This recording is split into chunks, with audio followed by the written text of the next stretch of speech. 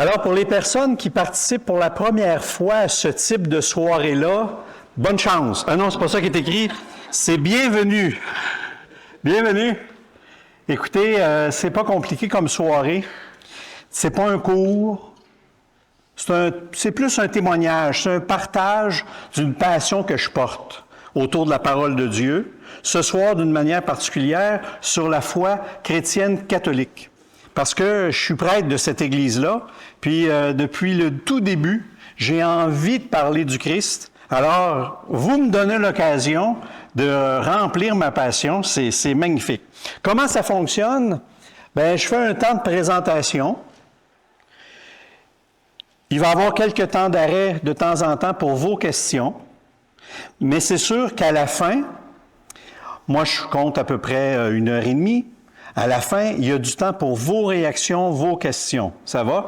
Alors, vous pouvez les retenir pour la fin.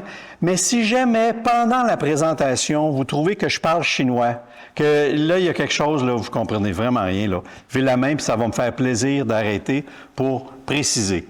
J'ai déjà entendu parler d'une critique par rapport à un professeur qui avait dit à ses étudiants, « Si vous ne comprenez pas, c'est pas de votre faute, c'est de la mienne. » Ça veut dire que je n'ai pas bien expliqué. Donc, vous posez toutes les questions, puis je vais trouver d'autres manières pour que vous arriviez à comprendre. Ça va? Alors, sentez-vous très, très à l'aise. La feuille que vous avez entre les mains, c'est un aide-mémoire pour le cœur de notre soirée. Vous n'en aurez pas besoin tout le temps. D'ailleurs, toute la première partie de la présentation, c'est pas sur votre feuille. Je vous le dirai quand ça va être le moment de prendre votre feuille. En attendant, vous pouvez la mettre de côté, il n'y a aucun problème.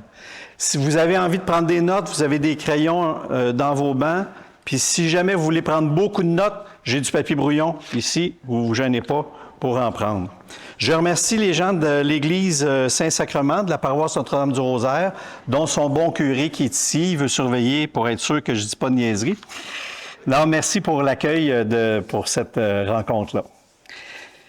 Vous avez vu le titre « C'est quoi la religion du Christ finalement? » Grosse question. Moi, je porte une grande préoccupation comme prêtre, comme pasteur, c'est que les gens puissent vraiment connaître le Christ, sa volonté. Qu'est-ce qu'il est venu apporter de neuf dans notre monde? Et plus que ça, qu'est-ce qu'il y a de neuf par rapport à toutes les autres religions? Qu'est-ce qui fait que moi, je reste catholique, puis je les ai étudiées, les autres religions, puis il ne serait aucunement question d'aller ailleurs? Bonjour, Jeanne d'Arc.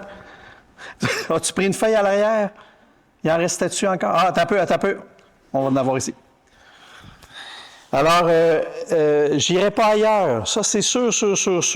Et j'ai envie de vous partager qu'est-ce qui fait que je reste. Qu'est-ce qui fait que je ne suis même pas tenté d'aller ailleurs? On a des perles, et dans la parole de Dieu, et dans notre religion, qui a même fait dire à des protestants, à une agente pastorale catholique, et que vous êtes chanceux, par exemple, d'avoir les sacrements. Je ne vous dirai pas l'histoire, mais on a des richesses, puis parfois on les ignore. Il y a un auteur qui s'appelle Jean-Claude Guilbeault, un auteur français. Le titre de son livre, c'est « Comment je suis redevenu chrétien ». Puis un des passages qui m'a frappé, il disait « Les chrétiens sont assis sur un trésor qu'ils ignorent ». Là, je le résume, là. Et il parlait, entre autres, de la parole de Dieu. Alors, une partie de mon travail, puis de notre travail comme pasteur, c'est de vous faire découvrir ces perles-là, pour qu'ensuite, vous puissiez repartir chez vous, puis avoir envie de le creuser un peu plus, puis de méditer ça, cette parole-là. Faites-moi penser à la fin, je vous annoncerai déjà le sujet du prochain lundi de la parole. Qu'est-ce que c'est le cœur de la foi des baptisés aujourd'hui?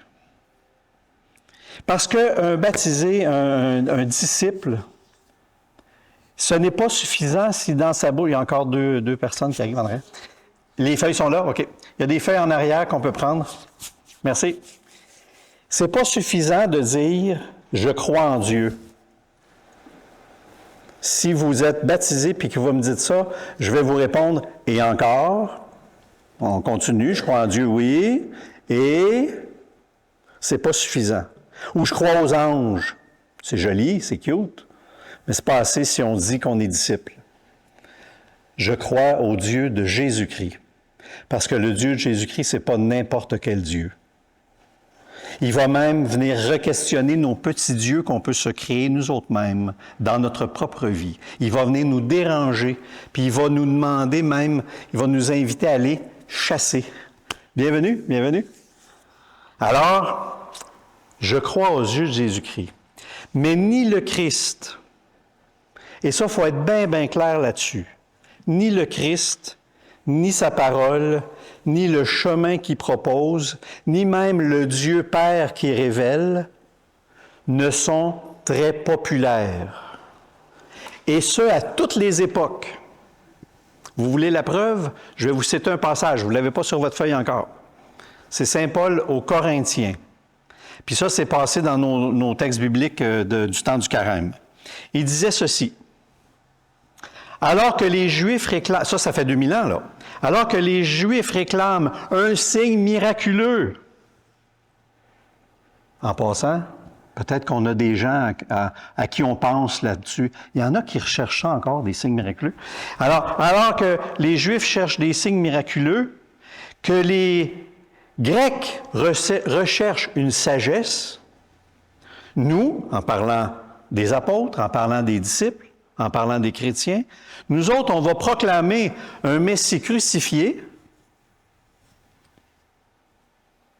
qui est à la fois scandale pour les Juifs et folie pour les nations païennes.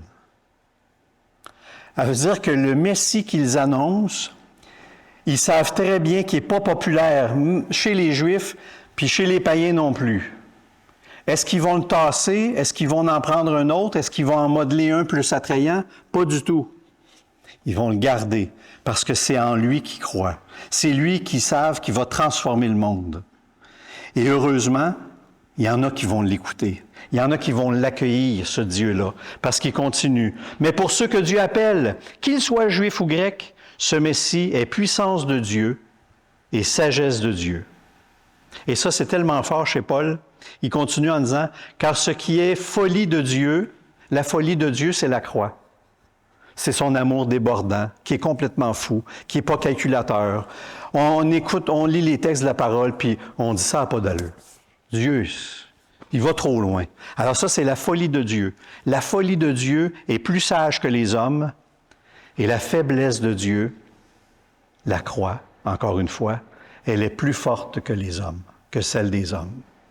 C'est ça notre Dieu. Il faut vous préparer à rencontrer quelqu'un qui va défaire toutes vos images, qui va vous brasser la cage, qui va vous remettre en question, mais qui va vous faire avancer dans plus de vie, plus d'amour, plus de sens, plus de profondeur. Mais c'est déstabilisant. C'est sûr. C'est 1 Corinthiens 1. C'est au tout début. Une autre préoccupation. La première préoccupation, est-ce qu'on connaît le Christ? Est-ce qu'on est vraiment des chrétiens quand on pratique notre religion? Oh! Parce que je peux vivre toutes sortes de rites dans ma propre religion, mais est-ce que je les vis pour les bonnes raisons? Est-ce que je les vis dans l'esprit dans lequel le Christ les a mis en œuvre? Est-ce que je les vis en relation avec le Dieu de Jésus-Christ, ou si j'ai un autre Dieu en tête, une autre conception de Dieu, une autre image? La Bible, elle est la destructrice des fausses images de Dieu. Là, je vais aller trop loin. Alors, ce soir, on va essayer de mieux connaître notre propre religion, mieux connaître le Christ, et tout ça en 90 minutes. C'est bon, hein? Ça va être dense. Non, on va y aller mollo. Un des plus grands bouleversements que Jésus a initié, déjà, ça a commencé, hein, il était bouleversant déjà, Jésus, de son vivant. Avec sa parole, avec sa croix, c'est justement au niveau de la religion, au niveau de notre manière de vivre notre spiritualité. Et il a tellement brassé la cage qu'il s'est retrouvé sur la croix. C'est pas pour rien qu'il est mort sur la croix. Il était trop dérangeant. Il présentait un Dieu tellement différent. Et pourtant, c'est un Juif qui parlait à des Juifs. Il était originaire de cette religion-là, et tout ce qu'il leur racontait, c'était déjà, pour la plupart, dans les textes de l'Ancien Testament. Il rappelait l'essentiel, mais on avait enterré ça dans tellement d'autres choses que le Dieu de Jésus-Christ ne réussissait plus à passer. On l'a mis sur la croix. Et c'est pas fini.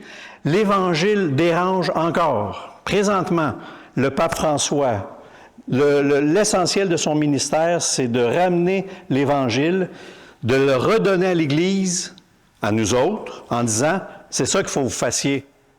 Vous savez ce qui se passe présentement? Il y a des grands cardinaux de ses plus proches collaborateurs qui sont contre lui, ouvertement. Parce que l'Évangile, eux autres ils disent le pape, mais l'Évangile vient remettre en question leur propre conception de leur pouvoir, et etc., etc. Alors, c'est bouleversant et ça continue de bouleverser. Ça continue à nous inviter à la conversion, ça, l'Évangile. Alors, c'est possible, donc, que certains éléments que je vous présente ce soir, ça vous brasse. C'est normal. Laissez-vous brasser, s'il vous plaît. Essayez ça pour voir. Peut-être que ça va vous amener un peu plus loin. Encore là, vous n'avez pas besoin de votre feuille. Je veux juste rappeler les grands principes qu'on retrouve dans toutes les religions.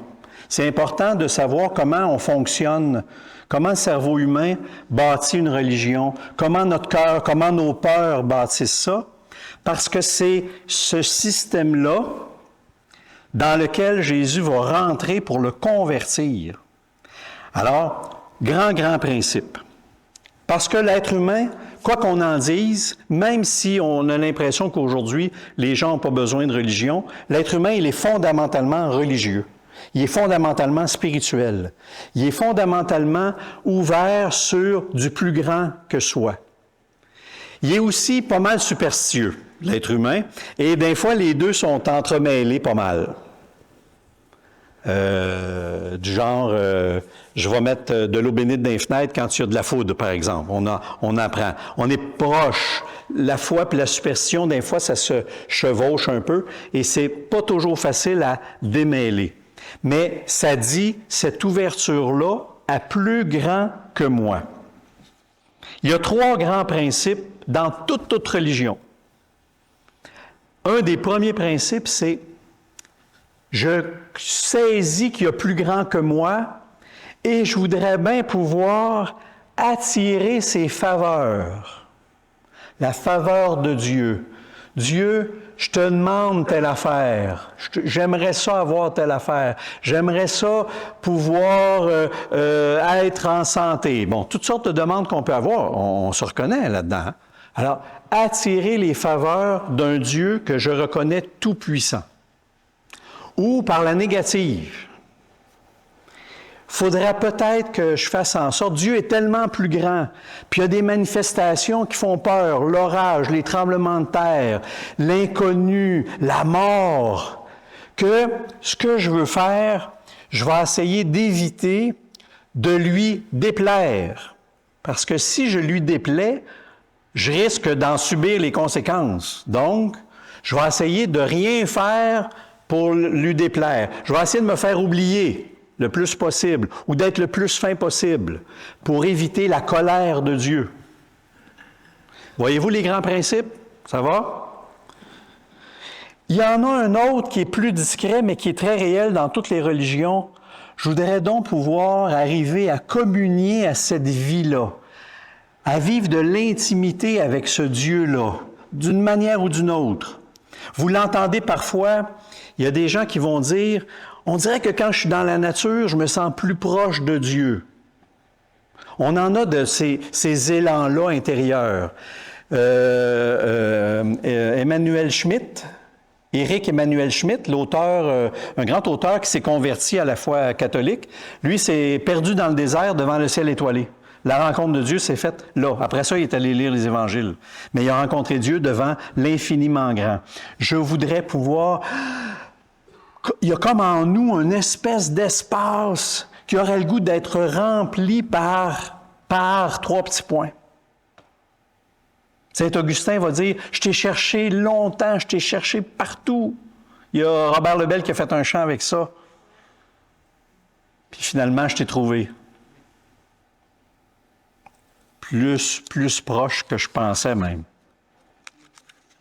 Alors, vous avez sûrement déjà entendu des phrases, vous autres, vous ne l'avez pas dit, mais vous avez sûrement déjà entendu des phrases genre « Qu'est-ce que j'ai fait au bon Dieu pour qu'il m'arrive telle affaire? » On n'est pas loin de cette religiosité-là, en pensant que Dieu, il me punit pour quelque chose. Je ne sais pas quoi, mais il m'arrive de quoi de mal, j'ai dû faire quelque chose au bon Dieu. On a tellement... Et là, je dis on, puis on n'exclut pas du tout la personne qui parle. J'ai besoin tellement de conversion. Parce que notre nature humaine, nos premiers élans humains, vont dans le sens de la grande religiosité que j'ai parlé. Donc, le schéma habituel, il est comme ça. Un peuple qui vit toutes sortes d'émotions par rapport à la nature, par rapport à l'inconnu, par rapport à la mort, par rapport au plus grand. Ce peuple-là va se donner des moyens de se donner une assurance divine. Une assurance pour se protéger de Dieu ou pour attirer ses faveurs. Et la meilleure assurance qu'ils ont trouvée, c'est de nommer parmi le groupe un homme ou une femme en lui disant, toi là, tu vas être notre porte-parole entre Dieu et nous. On veut demander quelque chose à Dieu, on va t'aller te le demander à toi, puis toi, là, tu vas faire tes rituels, puis tout ça, et tu vas nous attirer ou tu vas nous aider à avoir ce qu'on demande à Dieu.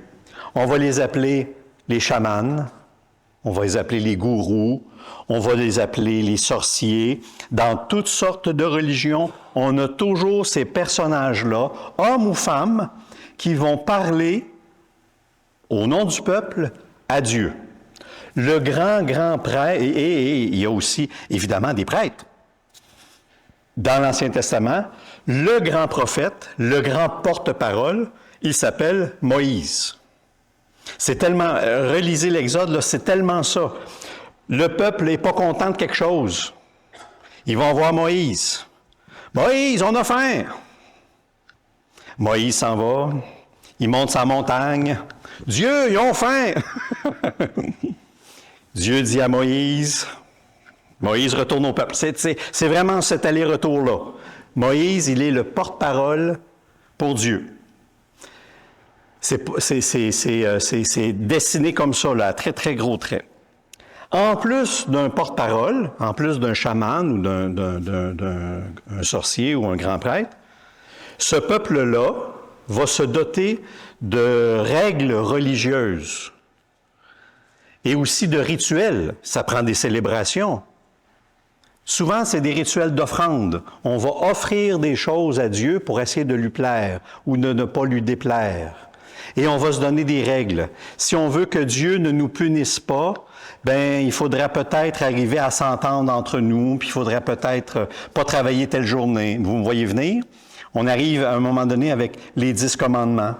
Puis les 10 commandements, on va en ajouter beaucoup d'autres règlements dans la religion juive, 600 quelques règlements. Ça devenait très, très lourd à porter à la longue. Et ce sont des rituels, des prières, tout ça. On crée un système religieux autour de ce grand personnage-là, et ça nous fait comme une espèce de cloche de protection et d'entrée aussi de communion possible avec le Dieu, avec Dieu auquel on croit. La difficulté et le problème, parce que c'est là qu'il y a des... J'ai juste le mot en anglais. Il y a bien des fois où ça va chirer, ça va glisser. Il va y avoir des abus là-dedans. Parce que souvent, ces lois-là et ces rituels-là vont être requérés justement par les gourous qui vont en tirer des profits personnels. Quand Jésus va arriver, là, il va vouloir changer ça. Il va rentrer en plein front avec les puissants dans le domaine religieux, mais là, je vais trop vite.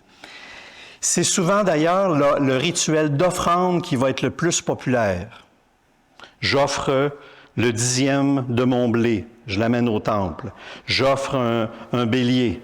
J'offre des tourterelles. Beaucoup d'offrandes. Et il y a même des religions qui vont donner l'offrande suprême, le sacrifice humain. On va donner nos vierges. On va donner, pour être sûr d'apaiser la colère des dieux. Jésus va arriver. Heureusement, Jésus va arriver. Et dans ces systèmes religieux-là, il y a toujours des objets sacrés aussi, ou des lieux sacrés. Une montagne, un arbre, ou bien un autel, un temple. Et il va y avoir aussi des personnages sacrés, les fameux prêtres dont je parlais tantôt. Sacré, ça veut dire quelque chose ou quelqu'un qui est mis à part et qui est réservé pour une seule fonction, le culte. Ça, c'est sacré, dans le langage religieux. Ça va? Il y a eu des efforts pour remettre en question. Parce que quand je disais que c'était ouvert à bien des pièges, bien des glissements, bien des abus, les Juifs ont passé par là, la plupart des religions ont passé par là. J'ai le regret de vous dire que la religion catholique a passé par là aussi. Ben des abus. On a, encore une fois, besoin de conversion. Tout ce qui précède, tout ce que je vous ai raconté, c'est déjà dans la religion juive. Mais la grande force de la religion juive, de l'histoire du peuple juif, c'est la présence des prophètes. Et vous en avez tout plein dans l'Ancien Testament. Des prophètes qui sont allés dans le peuple et qui ont dit au peuple, écoutez, là, vous pensez que Dieu veut ça, là, mais non, Dieu veut pas ça. Vous pensez que tel rituel, ça, non, c'est pas ça. Et ces prophètes-là, malheureusement, pour la plupart, ils se sont fait zigouiller, tasser, chasser, tuer, etc. Parce qu'ils remettaient eux autres aussi déjà dans l'Ancien Testament des choses en question. Je vais vous donner un exemple. Vous ne l'avez pas encore sur votre feuille. Mais je vais vous donner un exemple. Dans le psaume 39. Le psaume 39. C'est tellement beau. Écoutez ça. C'est le psalmiste qui dit à Dieu, « Tu ne voulais ni offrande, ni sacrifice, mais tu as ouvert mes oreilles. Tu ne demandais ni holocauste, ni victime. Alors j'ai dit, voici, je viens. » Wow! Ça, c'est une belle remise en question. Le psalmiste est en train de dire, écoutez, vous pensez qu'une fois que vous avez vendu votre agneau puis que vous l'avez donné, que c'est fait, là, que votre... Non, il y a plus que ça. Il y a l'offrande de votre personne que Dieu demande. Me voici. Là, on est proche de ce qui s'en vient avec le Christ. Le Christ va reprendre tout ça dans sa vie. Je vais vous en lire un encore plus fort. Écoutez ça. Vous ne l'avez pas sur votre feuille. Alors, c'est Isaïe qui prête sa bouche à Dieu. Et là, c'est Dieu qui parle à travers Isaïe, le prophète Isaïe. C'est dans Isaïe 1. C'est dans le premier chapitre d'Isaïe. Vous ne pouvez pas le manquer. Et là, c'est Dieu qui parle. « Que m'importe le nombre de vos sacrifices, dit le Seigneur, les holocaustes de béliers, la graisse des veaux, j'en suis rassasié. Le sang des taureaux, les agneaux, les boucs, je n'y prends pas plaisir. Quand vous venez vous présenter devant ma face, qui vous demande de fouler mes parvis? Cessez d'apporter vos vaines offrandes. J'ai horreur de votre encens. » C'est fort de la part de Dieu, ça, là. Les nouvelles lunes, les sabbats, les assemblées, j'en peux plus de ces crimes et de ces fêtes. Vos nouvelles lunes et vos solennités, moi, je les déteste. Elles me sont un fardeau. Je suis fatigué de les porter. Quand vous étendez les mains, je détourne les yeux. Vous avez beau multiplier les prières, je n'écoute pas, parce que vos mains sont pleines de sang. Lavez-vous, purifiez-vous. Ôtez de ma vue vos actions mauvaises. Cessez de faire le mal. Apprenez à faire le bien. Recherchez le droit. Mettez au pas l'oppresseur. Rendez justice à l'orphelin. Défendez la cause de la veuve. Qu'est-ce qu'il est en train de dire, le Seigneur? Il est en train de dire, à côté de toutes vos offrandes, je veux vous dire qu'il y a autre chose de plus important que ça. Tassez ça, là, puis occupez-vous de ceux qui sont mal pris. Occupez-vous des pauvres, des faibles. Occupez-vous de votre voisin, votre voisine. Occupez-vous du monde. C'est ça que je veux comme Dieu. C'est ça que je m'attends de mon peuple.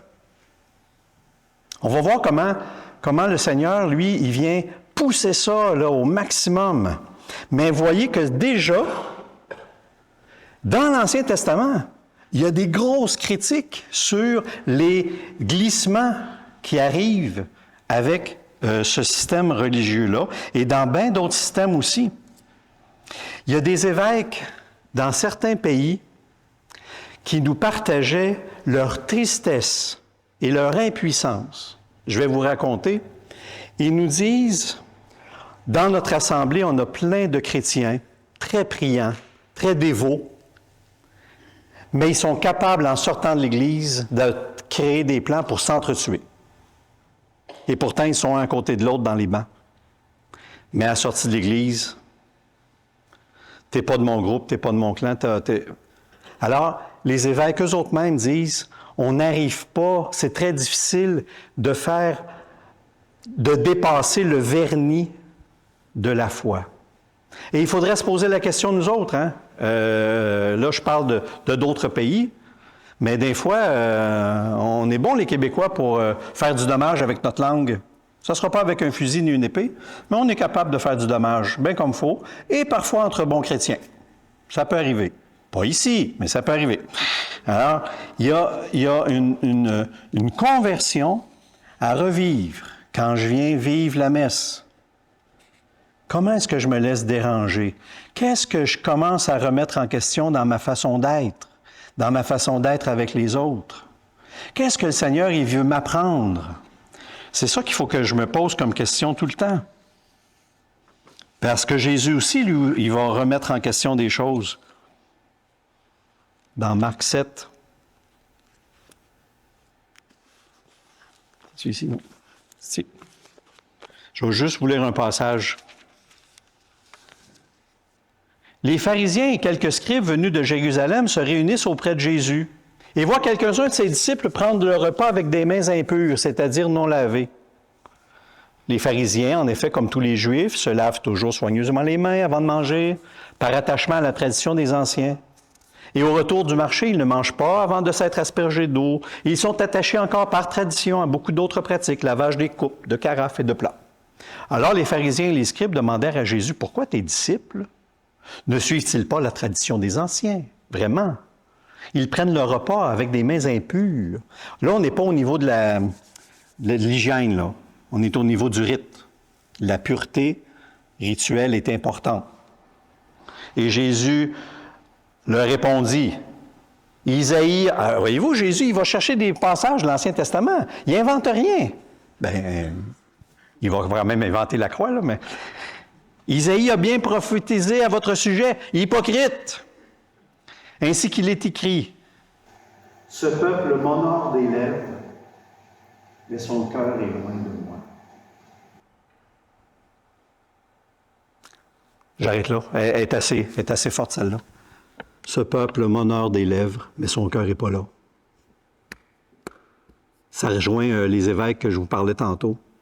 Le petit vernis de foi. Il y a d'autres évêques qui me disent, ça va très bien, ils viennent prier à l'Église, ça va bien, mais quand ils ont un trouble, ils retournent dans leur ancienne religion. Ils font plus confiance à leur ancien Dieu.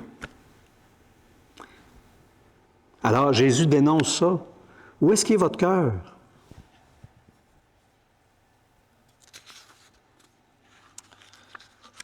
Alors là, c'est le temps.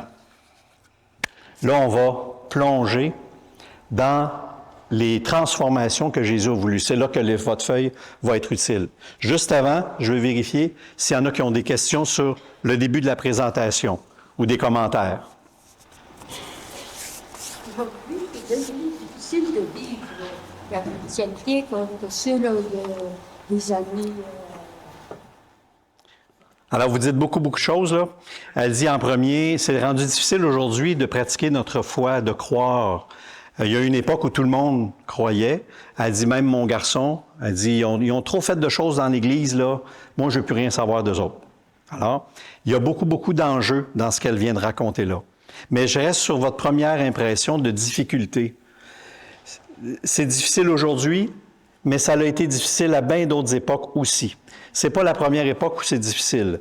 Même à l'époque des premiers disciples, quand ils étaient pourchassés, quand ils devaient se cacher, même à l'époque de la Révolution tranquille en France, même à une certaine époque des années 1700 au Vietnam, où les premières communautés religieuses chrétiennes devaient se cacher, il n'y avait pas de prêtre, il n'y avait rien. Il y en a qui ont vécu pendant 200 ans comme ça autour de la parole de Dieu, mais anonymes.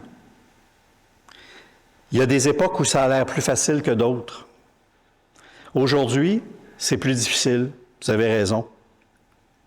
Moi, je vous encourage à garder votre lampe allumée, parce que c'est justement dans les ténèbres qu'on a besoin de ça. C'est pas quand il fait noir qu'on fait ça avec notre chandelle. Au contraire, on en a besoin. Alors, gardez votre lampe allumée. Et pour votre fils, gardez confiance parce qu'on ne sait pas comment le Seigneur peut le rejoindre. Moi, je vous conseille cette prière-là. Aujourd'hui, Seigneur, mon fils ne croit pas, mais rajoutez aujourd'hui. Occupe-toi de lui. Demain, vous ne savez pas. Le Seigneur a ses propres chemins. Guy peut en témoigner. On a des demandes comme ça de gens qui viennent pour se faire baptiser, des adultes, là. Yvon témoigne qu'il y a des gars, des jeunes hommes qui rentrent, des jeunes femmes qui rentrent dans la cathédrale, puis qui lui disent simplement « J'avais besoin d'être là aujourd'hui, c'est la première fois que je rentre ici. » Comment ça se fait donc? C'est quoi? Le Seigneur a ses chemins. Le Seigneur a ses chemins. Faisons-lui confiance. Et soyons nous autres-mêmes les meilleurs témoins. C'est peut-être de ça aussi que notre monde a besoin. Alors, je vais vous présenter... Ah, excusez, mon Dieu, je suis allé trop vite. Oui, René.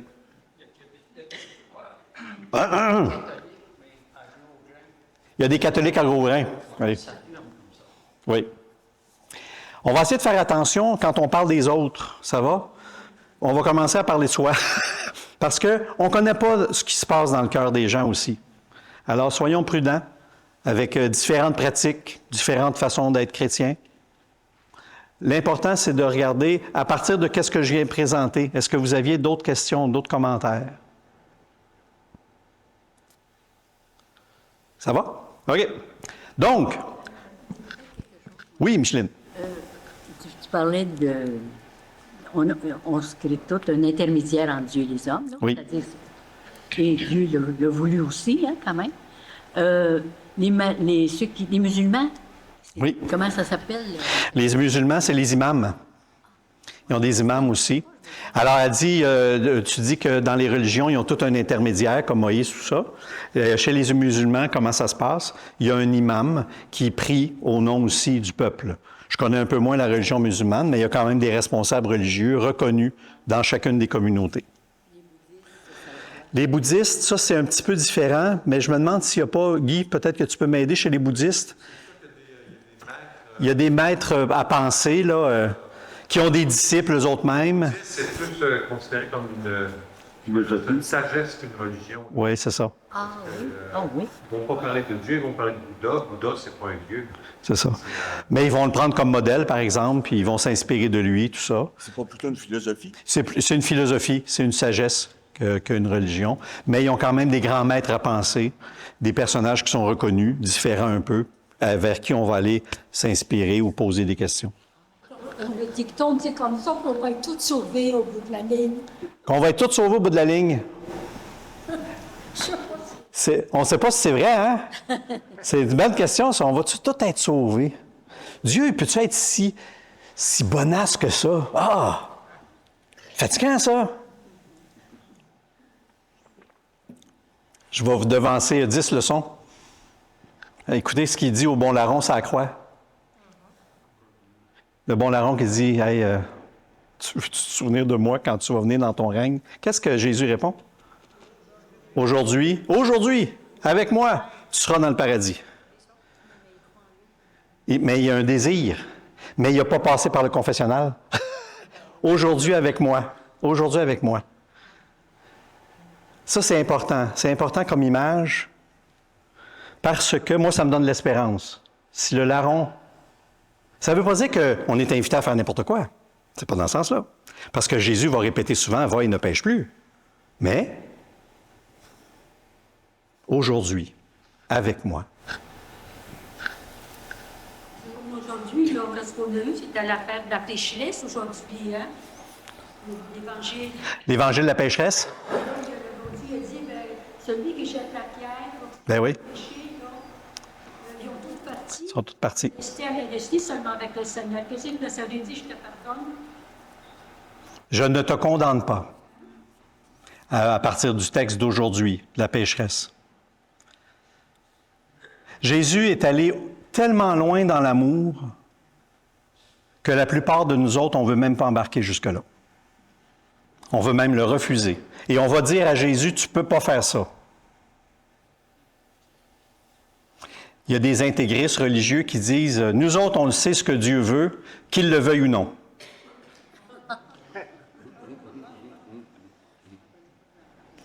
Laissons-nous déranger par la parole.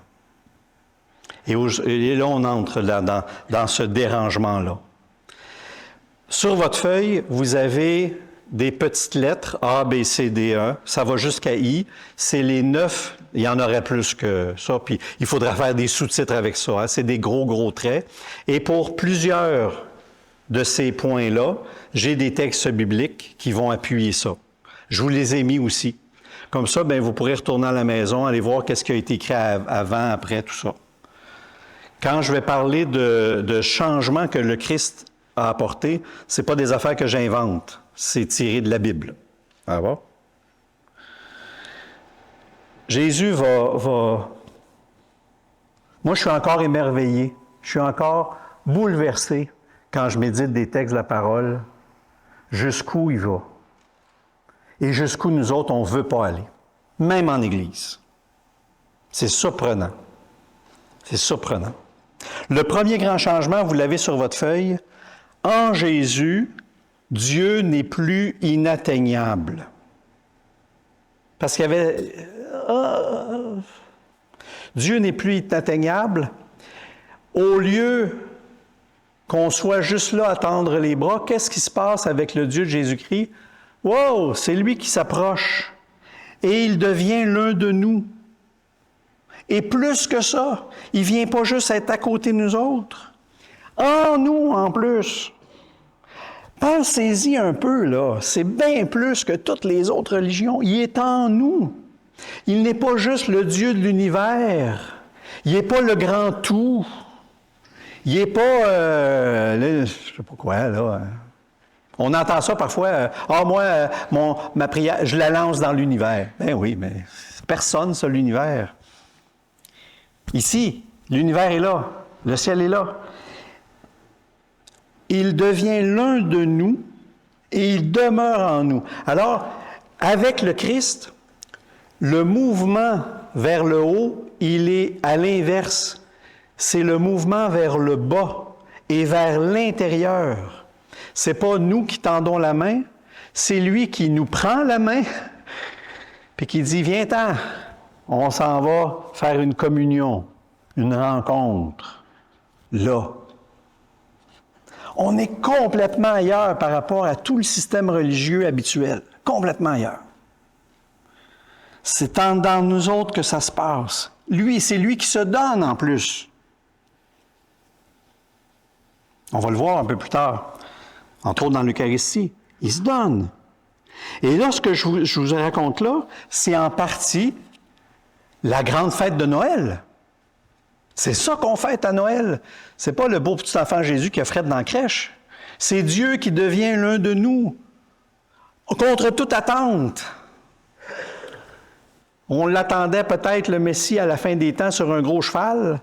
Le voilà comme un enfant dans une crèche, dans une mangeoire, en vue de se faire manger à la fin de sa vie. C'est fort, c'est fou, c'est inimaginable. Alors, ça, là, c'est la première grande nouveauté, la belle nouveauté que le Seigneur est venu nous révéler. Il va donner sa vie pour que nous puissions participer à sa vie. Il nous apprend que la vie de Dieu est en nous.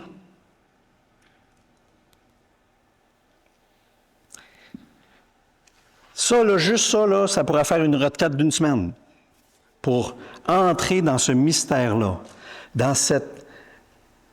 de me voir comme le temple du Christ, de l'Esprit, du Père, de la Trinité.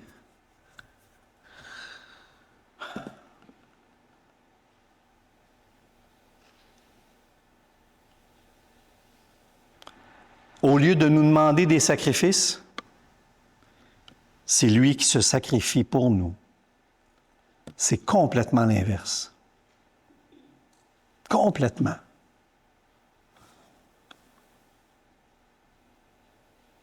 Qu'est-ce qu'il dit à Zachée dans son arbre? Descends, il faut que j'aille demeurer chez toi. Et parfois je dis, descends, il faut que j'aille demeurer chez toi, parce que je suis déjà là. Regardez, dans Jean 3, vous l'avez sur votre feuille.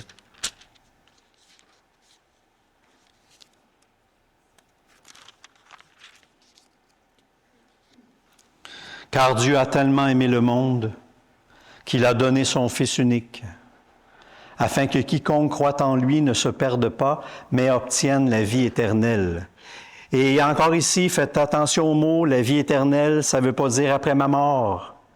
C'est déjà commencé, on est déjà dedans, il n'y a pas de séparation entre l'aujourd'hui puis le demain, puis l'après la mort. Si Dieu habite en moi aujourd'hui, c'est parce que la vie éternelle est déjà commencée ici.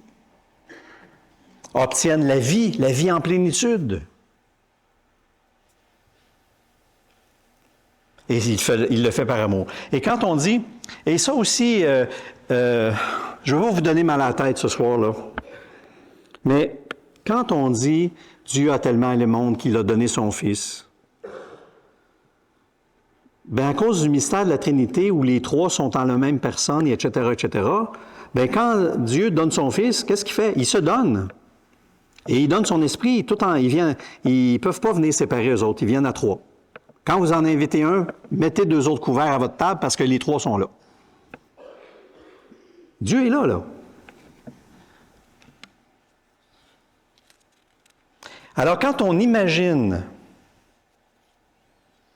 que Dieu est extérieur à nous uniquement, ou bien qu'il est juste caché dans un lieu précis, comme la réserve eucharistique, par exemple, il est là, bien sûr. Mais quand on ne va pas plus loin que ça, on s'exclut nous autres mêmes de la vie de Dieu. En le laissant extérieur, en l'imaginant extérieur, on s'exclut soi-même. Qu'est-ce qu'il fait l'enfant prodigue? Il part de la maison du Père, il s'exclut de la maison du Père. Puis qu'est-ce qu'il fait le Père? Bien, il attend qu'il revienne. Alors, dans notre vie de tous les jours, on est capable de s'exclure comme ça de la vie de Dieu si on reste extérieur. Et ça, c'est une des graves erreurs de notre religion, de notre compréhension de la religion. Puis l'erreur, elle appartient à bien du monde, dont les enseignants, puis tout ça. On a de la misère à enseigner ça. C'est plus facile de le placer dans des cases, Dieu. Puis on va le dire, le petit Jésus est dans ton cœur. Mais on va en faire aussi des temples, et puis on va en faire des réserves, et puis on dirait que c'est plus facile pour notre tête de placer les morceaux. Mais Dieu ne fonctionne pas comme ça. Il a tellement aimé le monde qu'il a donné son Fils unique. Alors, si on pouvait juste retenir ça ce soir, je pourrais m'arrêter avec le 1, là, puis on aurait déjà fait un chemin énorme dans la compréhension de la religion que Jésus a voulu pour nous.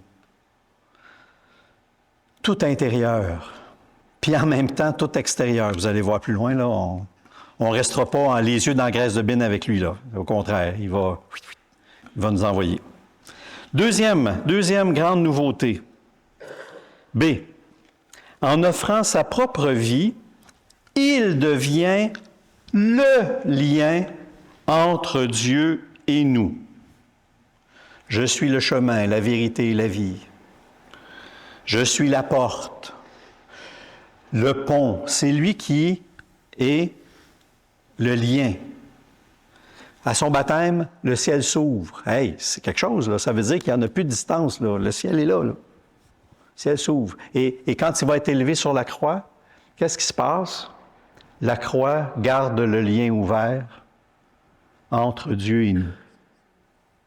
Là, je le fais comme ça parce que c'est visuel. Hein? Le ciel, on le situe en haut, la croix, le pont, le chemin. Celui qui va aller au Père doit passer par moi. C'est visuel. Mais vous comprenez que c'est de ça que ça se passe là aussi. Là. C'est par le Christ qu'on arrive au Père. Et là, attachez-vous après votre banc. Là. Ça veut dire que depuis Jésus, on n'a plus besoin de chaman, on n'a plus besoin de gourou, on n'a plus besoin de sorcier et on n'a plus besoin de prêtre. Hello! Je vais tasser ça pour vous dire la suite. Attendez un peu. Je suis dans un cours à l'université, je ne suis pas encore prêtre, je suis futur prêtre, je suis séminariste. Et j'ai un cours qui s'intitule « Le ministère ordonné ». Ça veut dire qu'on va m'apprendre c'est quoi un prêtre, d'où c'est que ça vient, cette bibite-là. Et il fait un cours participatif en nous posant des questions du genre « D'après vous autres, c'est quoi un prêtre, puis qu'est-ce que ça fait un prêtre? » Puis là, il écrit au tableau. 2 cours de temps. 3e cours, il prend tout ce qu'on a dit, puis ça, c'est pas vrai, ça, c'est pas vrai, ça, c'est pas vrai, ça, c'est pas vrai, ça, c'est pas vrai. Puis là, moi, je suis là... je m'en vais prêtre. Il est tout en train de démolir ce que je pense que c'est un prêtre. Je vous le dis, là, la seule chose qui me tient dans le cours, là, c'est que le professeur en avant, c'est un prêtre. Alors, je dis, s'il est resté là, ça veut dire qu'il doit avoir quelque chose de bon là-dedans, là. Je vais toffer, mais je file pas bien du tout. Parce que j'ai à peu près la même réaction. Mais là, pourquoi je m'en irais là si... Mais c'est vrai. On n'est pas des prêtres comme Moïse ou comme les grands prêtres, même si on nous a transformés parfois comme ça, et même si les laïcs, puis bien du monde, vont nous dire quoi? Monsieur le curé, vous autres, vos prières sont meilleures que les miennes. Hein? La tentation de nous faire de nous des gourous, là, vient du peuple souvent. On sait bien, monsieur le curé, vous êtes plus proche de Dieu que moi. Pas dans la religion chrétienne. Je vais vous le résumer en une phrase, le cours de 45 ans qu'on a eu sur la prêtrise. À quoi il sert le prêtre à ce moment-là dans l'Église? Le prêtre, il est donné à une communauté pour rappeler à la communauté que la vie de la communauté, elle vient d'un autre, elle vient de plus grand qu'elle. Moi, je suis juste un vis-à-vis qui est là pour un rappel, un aide-mémoire. Souvenez-vous, vous avez quelqu'un parmi vous qui vous donne sa vie. Je suis un rappel. Que la vie de Dieu, on la reçoit. Il n'y a personne qui est capable de se la donner. On ne peut que la recevoir. Et quand vous recevez un prêtre dans votre communauté, c'est le rappel de ça. Pourquoi est-ce que, par exemple, la communion, on la passe? Ça serait bien plus facile. On aurait moins besoin de bénévoles, d'ailleurs. Là. On passe le plat là, ils se la prennent, on la prend là, on prend là. Pourquoi on ne se la prend pas? Pourquoi on ne se la donne pas, la communion? Parce qu'on la reçoit. Parce que dans les gestes liturgiques, on rappelle le don, l'offrande, le sacrifice du Christ. Celui qui se fait proche de nous, qui devient l'un de nous. Le prêtre, il est là pour ça. Il est là, et bien sûr, pour présider. Ça prend quelqu'un pour présider l'Assemblée. Mais il n'est pas il n'est pas plus proche de Dieu. Hey, ça serait terrible si je commençais à penser ça. Là, je serais dans le péché d'orgueil, puis pas à peu près. J'ai 2 mains. Tu avais un très bon professeur. J'avais un très bon professeur, hein? Je suis content de tout ce démolissage-là qu'il a fait, parce que je partais avec des fausses images moi-même. J'ai une question. Moi, je trouve ça extraordinaire que quelqu'un nous donne la communion. Mais avec ce que tu viens de dire, je me pose la question. Le prêtre qui préside se donne la communion lui. Oui. C'est ça. Il y en a un qu'il faut qu'il commence quelque part, là, qui va se donner la communion. Oui. Ça fait partie de sa fonction, en vue d'après ça, d'aller la donner. Daniel? Ah, OK. Ah, c'était pour ça. Pardon? Il restait quoi sur le tableau à la fin? Il restait rien. Parce qu'on avait juste fait des affaires dans le faire. Mais je peux bien dire que je préside la messe, mais s'il n'y a pas de peuple, je peux bien dire que je vais faire une prière de consécration du pain, mais si l'Esprit n'est pas là, je suis rien. C'est Dieu qui fait, c'est Dieu qui agit. Moi, je prête mes mains, ma voix, c'est tout. On a eu une époque où le prêtre était considéré comme un autre Christ. C'est terrible. Heureusement, les textes ont changé. Quand on nous voit, nous autres les prêtres, et là, je vous demande pardon au nom de tous les autres, et de moi probablement dans mon histoire de prêtre, quand on voit des prêtres commencer à se considérer supérieurs,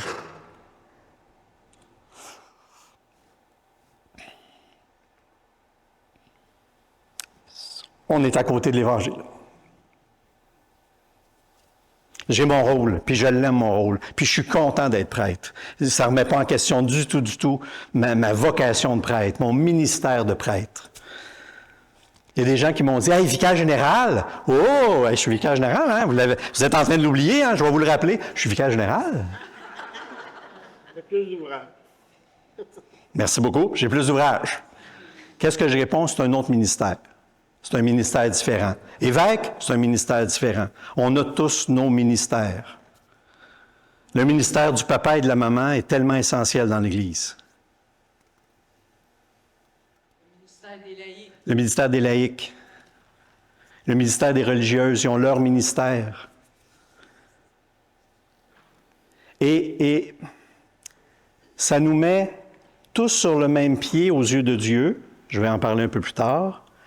Mais ça nous met dans une richesse de différence extraordinaire. Je ne suis pas en train d'aplatir les ministères. Je suis en train de leur donner de la saveur, de la couleur. Mais il n'y a pas de supériorité. Parce que le seul et unique médiateur, le seul et unique grand prêtre, c'est le Christ.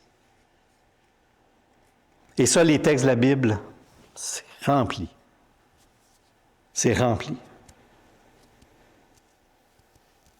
C'est pour ça que les lettres de Paul commencent par frère.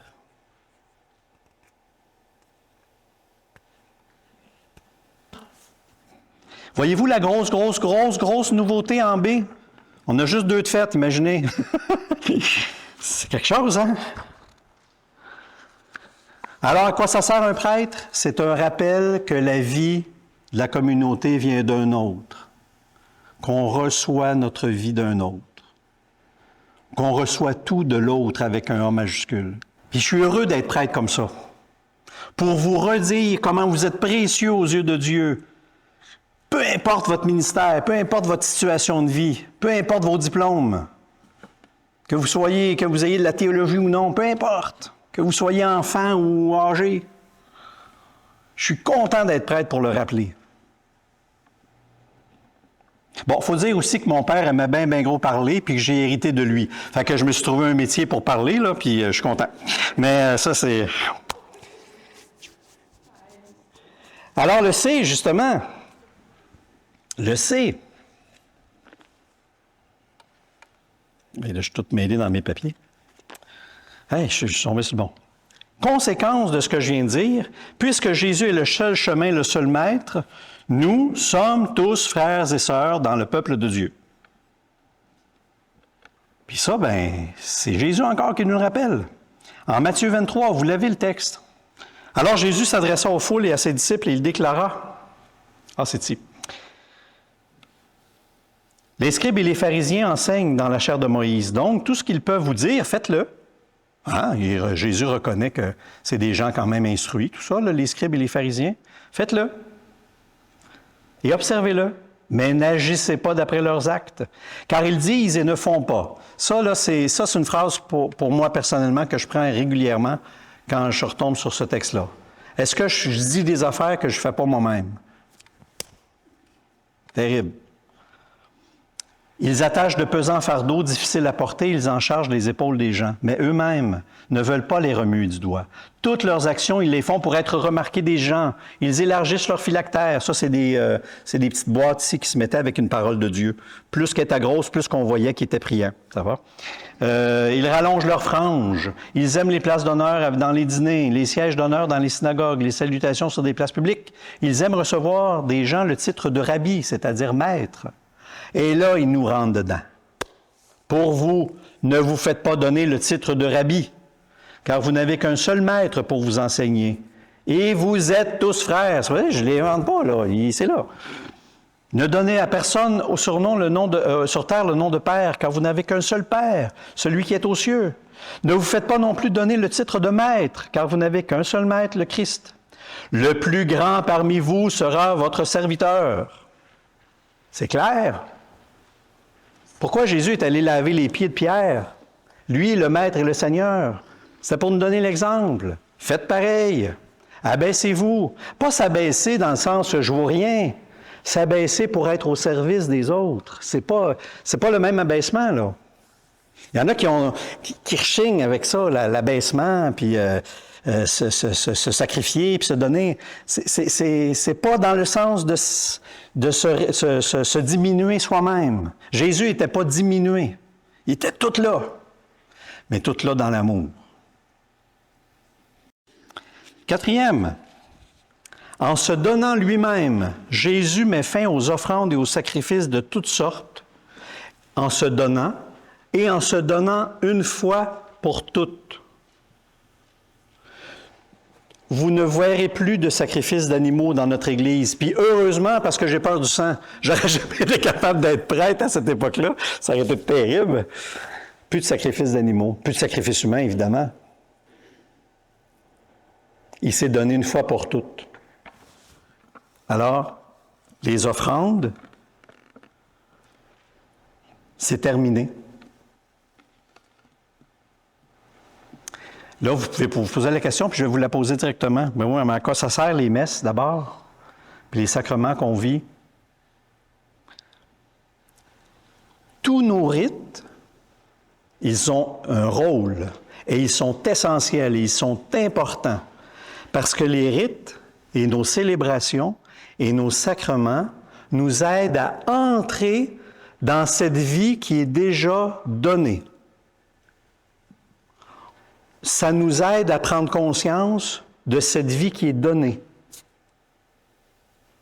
C'est pour ça qu'on en a besoin de ces rites-là. Sinon, avec notre petit cerveau humain, on serait porté à oublier. Puis en plus, ces rites-là nous mettent en réseau de frères et de sœurs. Quand vous dites que c'est difficile de vivre la foi aujourd'hui, je vous ai dit que vous avez raison, puis une des choses de la rendre plus facile, c'est de la vivre en gang. C'est de la vivre ensemble. D'ailleurs, la vie chrétienne, elle ne se vit pas seule. Nous sommes le corps du Christ. Alors, c'est une assemblée, une église qui vit ça. Ça m'aide à découvrir. Alors, c'est important ce que je dis là parce que je pourrais vivre. Tu sais, quand je vous dis comment vous êtes positionné en dedans, je pourrais très bien dire, je vais aller à la messe comme ça, Dieu va m'aimer un peu plus. Moi, je suis un bon chrétien, je vais à la messe. Puis, plus ou moins consciemment, hey, Dieu doit m'aimer pas mal. Vous connaissez l'histoire du gars qui arrive au ciel? C'est pas sur mes feuilles. Et qui dit, Seigneur, je me présente, je voudrais bien rentrer dans ton ciel, je suis mort. Fait que le Seigneur, il prend un livre, puis il dit, très bien, on va regarder ta vie. Puis on va voir combien de pointages que tu as. Fait que, il dit, je vais à la messe à tous les dimanches. Ah, Seigneur, il dit, oh, 1 point. Et je veux juste te rappeler que tu en as besoin de sang pour rentrer au ciel. Fait que le gars, il dit, ouais, mais je suis marié avec ma femme, déjà ça, depuis longtemps, j'ai toujours été fidèle. Oh, Jésus, il dit, oh, 1 point. Fait que là, le gars commence à resserrer ses manches. Il dit, j'ai été très, très généreux, puis j'ai fait beaucoup de dons au groupe communautaire, et puis, 1 point. Là, je te dis, là, il commence à suer un petit peu, là. Il dit, je suis déjà allé visiter quelqu'un en prison aussi. 1 point. Hey, c'est vraiment beau, ça aussi, 1 point. Puis là, ça continue comme ça, puis à coup de 1 point, là, il sait plus quoi dire. Non, mais il dit, j'y arriverai jamais tout seul. Ah, il dit 100 points. C'est par grâce. C'est pas à cause de ce qu'on fait. On n'est pas aimé à cause de ce qu'on fait. On est aimé gratuitement. Je sais que vous m'avez déjà entendu prendre l'exemple d'un parent avec son bébé, mais c'est tellement le meilleur exemple. Le parent, il aime son bébé, puis il n'a rien fait encore pour être aimé, mais il est aimé. Si un parent est capable d'aimer un bébé comme ça, il vous aime comme ça. Il vous aime comme ça. L'amour de Dieu, c'est comme une note de violon qui est toujours offerte. Puis elle reste comme ça. Puis je vais faire 10 messes, puis elle va... L'amour de Dieu, il est infini, il est gratuit, il est donné. C'est nous autres qui ne l'entendons pas, cette note-là, ou qui s'en éloignent, ou qui n'y croient même pas. Il est donné. On l'a dit tantôt, hein, le mouvement est inverse. C'est pas moi qui attire les faveurs de Dieu, c'est Dieu qui le donne avant que j'aie fait quoi que ce soit. Qu'est-ce qu'il dit au jeune homme riche? Qu'est-ce qu'il faut que j'aille pour la vie éternelle? Et là, Jésus dit, tu fais ça. Il fait exprès. Il fait, fais ça. Hey, là, le jeune homme, j'ai tout fait ça. Il t'en manque encore. Vends tout ce que tu possèdes, puis suis-moi. Entre en relation. Fais pas juste cocher des cases. Entre en relation avec ceux qui ont besoin de toi, puis entre en relation avec ton Dieu. C'est une histoire de relation, la religion. D'ailleurs, le mot religion veut dire ça, relier. Relation. Quand j'allume un lampion, j'achète pas l'amour de Dieu. Je ne peux pas acheter l'amour de Dieu. Je ne ferai pas changer la note. Mais quand j'allume un lampion, je me joins à son amour, à lui, pour telle personne, pour telle intention. Je communie à son amour. Vous ne trouvez pas que c'est plus beau que d'acheter une faveur? On est ailleurs. Quand je participe à la messe, je suis en train de lui dire, je viens me placer en disposition pour accueillir ton amour avec mes frères et sœurs. Je veux célébrer ton amour, je veux chanter ton amour. Je ne veux pas l'acheter. Mais vous pouvez continuer à donner la quête, par exemple, parce que ça aide pour le chauffage. N'est-ce pas, Louise?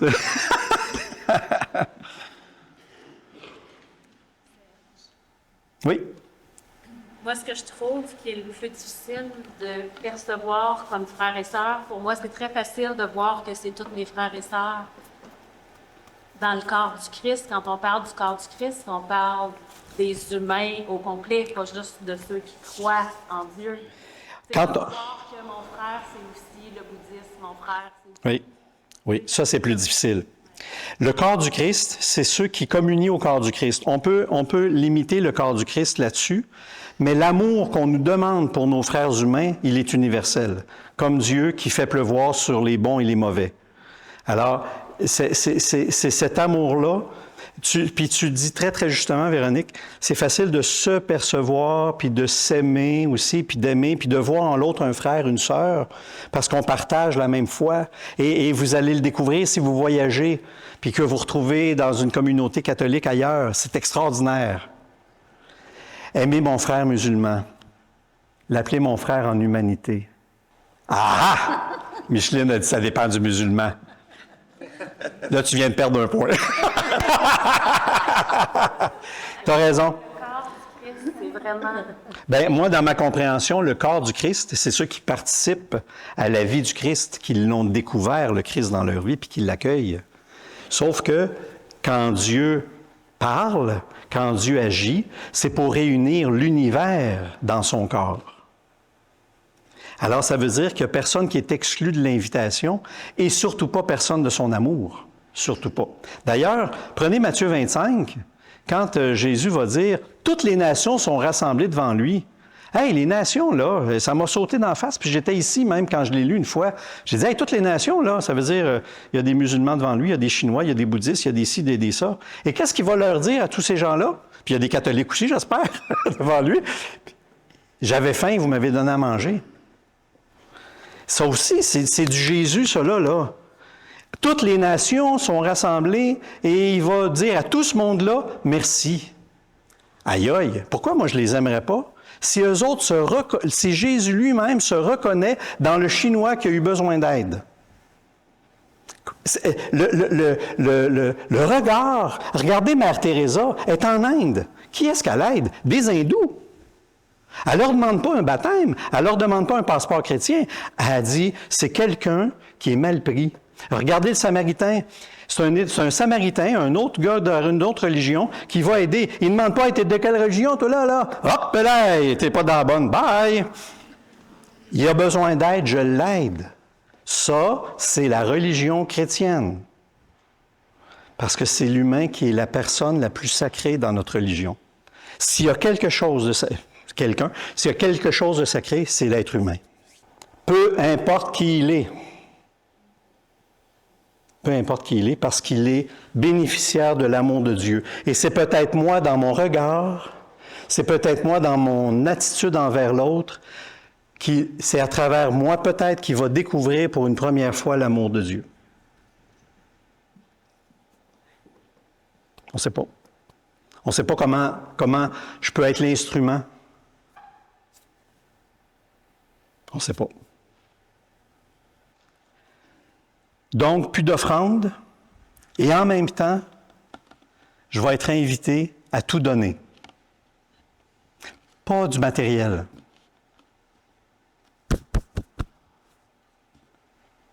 Saint François disait à ses frères, « Ne retenez rien. Donnez au Seigneur tout ce que vous êtes.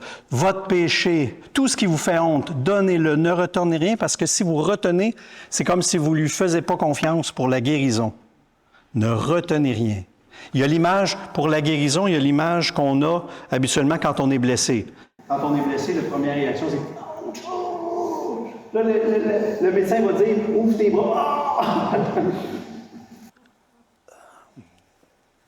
Si tu veux guérir, ouvre. Si tu veux que Dieu te guérisse, ouvre. Donne. Vous savez que quand je vous parle, je me parle, hein? Je suis toujours en examen de conscience moi-même, là. L'Évangile est fatigante, est dérangeante, tout le temps. Tout donner. C'est une offrande de liberté. Ça, c'est la seule chose que le Seigneur ne peut pas me prendre. Il veut un oui. Il veut... c'est l'alliance, c'est la relation, ça se fait à deux. Donc, Dieu qui nous dit déjà « je t'aime », il attend. Il attend. Me voici, le fameux « me voici ». Tu ne voulais ni offrande ni sacrifice, alors j'ai dit « voici, je viens ». Me voici. Une offrande de liberté. Notre religion n'est pas centrée sur l'accomplissement d'un rite, mais sur la relation à Dieu, sur la conversion du cœur et sur la relation avec mes frères et sœurs, mais pas sur les rites. Les rites sont utiles. Hey, faites-moi pas dire des affaires que j'ai pas dit. Les rites sont utiles, ils sont nécessaires. Mais notre religion, elle est centrée sur l'amour. D'ailleurs, je voulais vous faire le coup au début.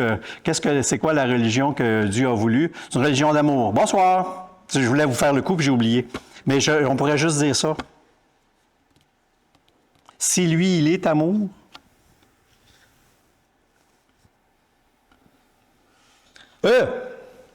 le Christ nous révèle un Dieu Père qui ne nous juge pas, qui patiente, qui nous laisse libres et qui pardonne, puis qui est bien fatigant. Excusez, c'est pas sa feuille. Mais c'est fatigant pour nous autres qui calculent. On a de la difficulté à y croire, et pourtant, c'est ce pardon-là qui transforme, qui libère, qui remet en mouvement. Je l'ai vécu tellement de fois, des gens qui ont été capables d'accueillir le pardon, qui d'attitude corporelle comme ça, se sont trouvés comme ça. Parce qu'ils ont été capables d'y croire. Ils ont été capables de l'accueillir. Des histoires de libération extraordinaires, des guérisons profondes. C'est choquant. C'est choquant quand on voit le passage de l'ouvrier de la dernière heure qui reçoit le même montant que celui qui a travaillé toute la journée. Ah!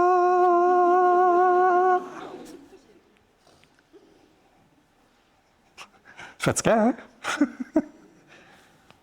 Qu'est-ce que vous voulez que je vous dise? Il est comme ça, notre Dieu. Il est très, très difficile de prendre toute la mesure de l'étendue de l'amour et de la miséricorde de notre Dieu. Et ça, c'est une des dimensions qui choquait le plus les docteurs de la loi. Tu n'as pas le droit de pardonner. Tu n'as pas le droit de pardonner Jésus parce qu'il y a juste Dieu qui pardonne. Puis en plus, bien, pour être pardonné, il faut que la personne ait donné l'agneau, il faut que la personne ait montré sa contrition, il faut que la personne soit venue voir le prêtre, il faut qu'il y ait tout ça, toutes les conditions pour que Dieu puisse dire « Oui, OK, il est pardonné ». Voyez-vous le choc quand Jésus se présente « Tes péchés sont pardonnés ». Hey! Il est en train de remettre tout le commerce en déroute. D'ailleurs, c'est pour ça qu'il choque. Il se choque au temple. Parce qu'il voit bien que la religion, c'est devenu un commerce. On dit aux gens, il faut que vous achetiez les faveurs de Dieu. Et ça, Jésus n'est pas capable. Il est incapable d'endurer ça.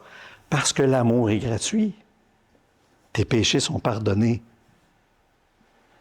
Ah, vous pensez que je ne peux pas pardonner un péché? OK, d'abord, prends ton grabat puis marche. Il se lève puis il marche.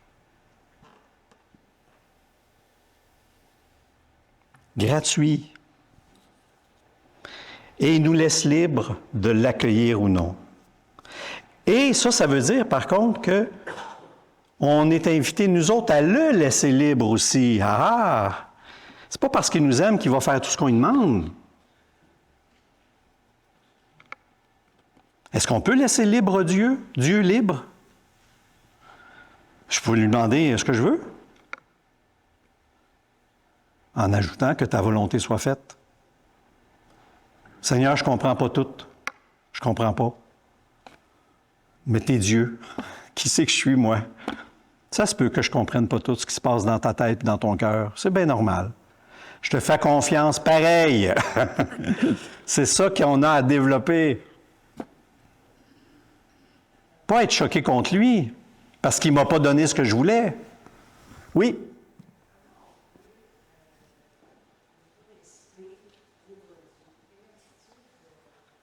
Comment ne pas laisser Dieu libre? À l'attitude contraire, c'est justement des gens qui se choquent contre Dieu.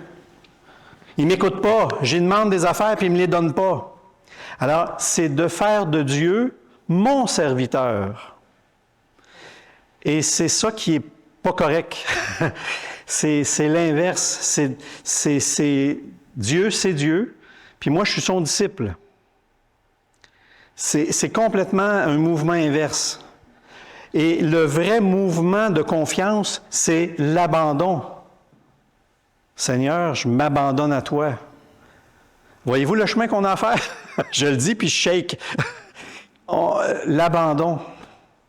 Est-ce que ça répond à ta question? Parce qu'on a cette attitude-là de colère contre Dieu, d'impatience contre Dieu, parce que hey, tu m'aimes, donc tu devrais bien... hey, tout ce que j'ai fait pour toi, tu devrais... Voyez-vous comment on peut se construire quand on n'est pas dans la gratuité? On renverse la vapeur, puis on met Dieu à mon service. On veut que Dieu soit à mon service. Alors qu'on est invité à faire l'inverse. Que veux-tu que je fasse, Seigneur? Que ta volonté soit faite. Ça aussi, ça mériterait une retraite d'une semaine, là. Je vous engaroche ces affaires, là. D'ailleurs, avant d'aller plus loin, on va juste prendre 2 minutes pour se lever le derrière, s'étirer un petit peu, puis on revient. Dans le F, le Seigneur, ce qu'il souhaite comme religion de notre part, ou de notre manière de vivre la religion, Le Seigneur, il veut une relation de personne à personne. Il ne veut pas des offrandes dont on resterait extérieur à l'offrande. On a parlé tantôt pour les lampions. Ce n'est pas un lampion qui veut, c'est ton cœur qui veut. Relation de personne à personne. Rester extérieur au don, on reste extérieur à l'amour d'une certaine façon. Et Jésus va le dire, je n'ai pas mis la citation, mais vous la connaissez. Si tu pries ton Père, ben va dans le secret, retire-toi dans ta chambre. Ton Père voit ce qui est dans le secret. Fallait pas pour te montrer. Ça ne donne rien. Si tu veux prier Dieu, ben prie-le. Pas besoin de... Retire-toi dans ta chambre. Je l'ai dit tantôt, avec le Christ, il n'y a plus de lieu sacré, ni d'objet, ni de temps sacré, ni de personnage sacré qui aurait une plus grande importance que chaque être humain et que notre cœur à cœur avec le Seigneur. Ça, c'est sacré pour lui. Ça ne veut pas dire que dans nos familles, on ne peut pas se donner des temps sacrés. C'est important même d'avoir des traditions, d'avoir des moments où qu'on consacre à la famille. Parce que quand vous faites ça, vous consacrez votre temps à vos frères et sœurs, à votre famille. Avoir des temps sacrés, c'est extraordinaire. Mais quand ça devient une rigidité, c'est là qu'on tombe dans le panneau. Ça me fait dire, le Seigneur ne regarde pas combien de fois je suis allée à la messe. Non. Mais si je donne à mes frères et sœurs. Oui. Mais pour faire ça, j'ai besoin de mes frères et sœurs. Oui. Oui. J'ai besoin de mes frères et sœurs que je vais retrouver à la célébration pour me relancer ensuite dans ma relation avec les autres aussi. C'est quand on a eu une époque où... Comment je vais dire ça, donc? Moi, je me souviens, quand j'étais petit, dans l'église, je n'avais pas le droit de me retourner la tête pour regarder en arrière. Et on a bâti nos églises pour éviter les contacts. C'est bête à dire, parce qu'on a donné un peu plus trop d'importance au sacré. Quand je parlais de dérapage chez les Juifs, on a connu nos dérapages, nous autres aussi chez les catholiques. C'est pas fini. Quand je vois un prêtre ou un évêque se fâcher contre un servant parce qu'il n'a pas amené la burette à temps, là, c'est un dérapage. Il y a de la misère à comprendre, l'Évangile. Je vais le dire comme ça. Les guerres saintes. Tuer au nom de Dieu. Un dérapage. Abuser des plus pauvres, des plus faibles. Dérapage. Surtout quand on le fait au nom de Dieu. Ça, là, on n'est plus du tout dans l'Évangile. Vous allez voir chez vous le texte de Jean par rapport au lieu sacré. Quand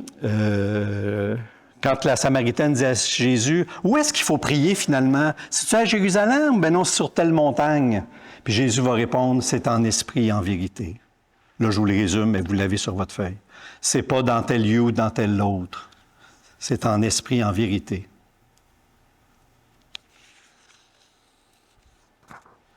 Il reste le jour du Seigneur qu'on a aussi dans notre Église. Et il est très important. C'est un rappel qu'on a besoin de sas, qu'on a besoin d'espace pour prendre soin de soi et des autres. J'aimerais ça, Guy, si tu pouvais raconter ce qu'un couple dans les équipes Notre-Dame chez vous, si tu veux venir ici avec le micro, par rapport au dimanche. Viens près de moi. Attends, je sais pas. Ah, ouais. Ah, c'est bon. OK. Oh. Oui, garde. Bon. OK. C'est bon. C'est ça. Ben, c'est parce qu'on, l'équipe Notre-Dame, on a des thèmes chaque année. Cette année, c'est l'Eucharistie.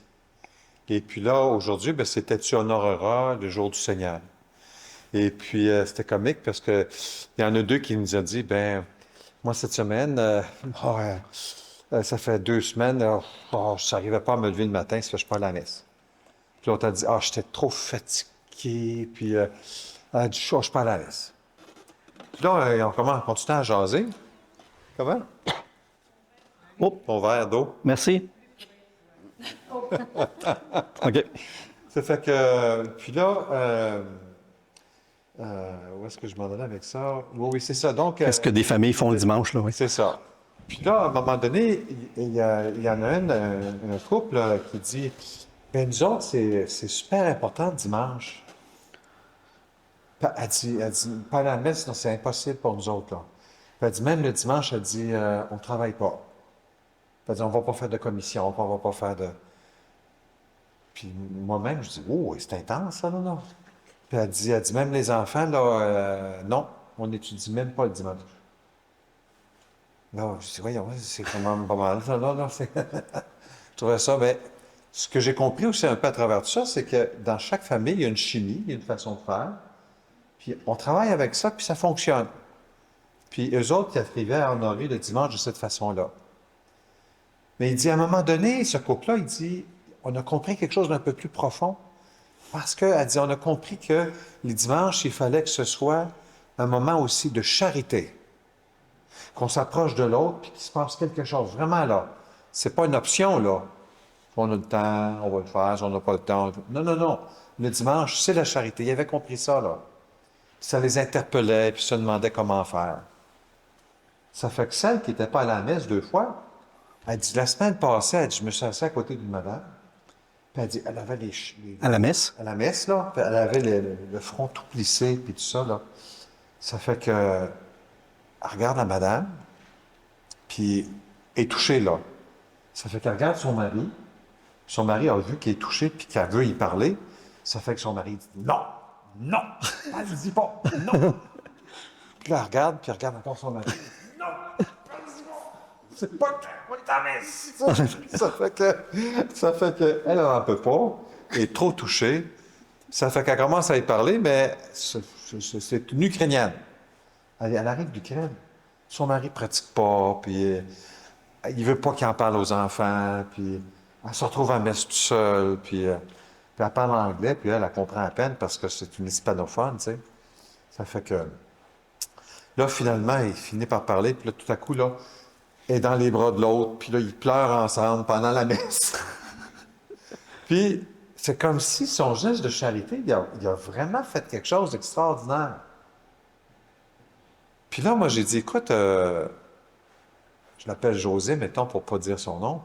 J'ai dit, José, j'ai dit, moi, souvent, je dis aux paroissiens la chose suivante. J'ai dit, des fois, le matin, on peut se poser la question. Est-ce que ça me tente, ce dimanche matin, d'aller à la messe? Ou bien non, est-ce que ça va me faire du bien? C'est des bonnes questions, vous comprendrez, c'est tout légitime, là. Tu sais, si tu es trop malade, tu peux te poser la question, est-ce que je suis trop malade pour aller à la messe? C'est correct, ça, là. Tu sais, c'est-tu dangereux que j'aille à la messe, je vais contaminer? C'est toutes des bonnes questions. Mais la question la plus profonde, c'est est-ce que ma présence va faire du bien à quelqu'un? Oh! Et la réponse, elle est toujours oui. Toujours. Moi, quand je vais au sacrement de la réconciliation, au sacrement communautaire, puis que je ne vais pas me confesser, puis je vois que quelqu'un y va, ça me fait du bien. En supposant que je ne suis pas prêtre, là, ça me fait du bien, là. Parce que je vois que cette personne-là, elle a confiance dans la miséricorde de Dieu. Je suis en train de dire quelque chose. Puis quand je célèbre ma messe d'une façon intérieure, d'une façon joyeuse, puis que je mords dans les paroles que j'entends, l'autre à côté qui voit ça, il dit « Wow, moi, j'ai rien compris. J'ai même pas écouté qu'est-ce que le prêtre a dit. T'as cool, il y a quelque chose qui bouge, là. Votre présence a fait du bien à quelqu'un. Là, on commence à rentrer dans le corps du Christ. Nous sommes le corps du Christ. Vous êtes le corps du Christ. Je vais reprendre le micro.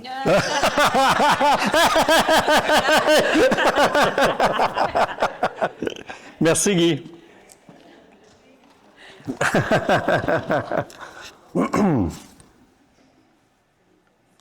Vous allez voir d'ailleurs, Jésus va même remettre en question lui aussi le sabbat sacré. Vous l'avez le texte aussi que je vous ai transmis. Dans la même ligne, le H, La fraternité, l'amour et l'entraide ont priorité sur les rites. Écoutez, le mari qui dit à sa femme, « Non, parle pas, on n'est pas dans la messe, là. » Puis la femme, elle va plus loin que ça. Parce que c'est la charité qui était première. Elle avait saisi. Et vous avez le texte ici de Jésus, encore une fois. Si tu vas présenter ton offrande à l'autel, on est dans le cadre juif, là, où il y a des offrandes. Et là, si tu te souviens que ton frère a quelque chose contre toi, laisse ton offrande là, va te réconcilier, si c'est possible. Puis reviens présenter ton offrande. Jésus fait un renversement. Il met la relation entre frères et sœurs plus sacrée, qui passe devant le rite. C'est fort, ça. C'est fort dans une religion où tu pratiques ta religion seulement dans le rite. Puis Jésus est contre ça, puis même les prophètes, parce qu'ils disent, une fois que vous avez fini votre rite, vous continuez à vous entretuer entre vous. Votre rite ne sert à rien, vous avez les mains pleines de sang. C'est ça qu'Isaïe disait tantôt. Vous avez un autre texte comme ça, en Matthieu 23. La loi, et c'est Jésus qui va le dire, la loi se résume à l'amour de Dieu et des autres. C'est une religion d'amour, notre religion. Dieu est amour. Et le grand commandement, c'est « tu aimeras » en retour. Au fil des siècles, malheureusement, un des glissements, c'est qu'on en a fait une religion de morale, avec bien des lois à respecter. On est tombé dans ce piège-là aussi.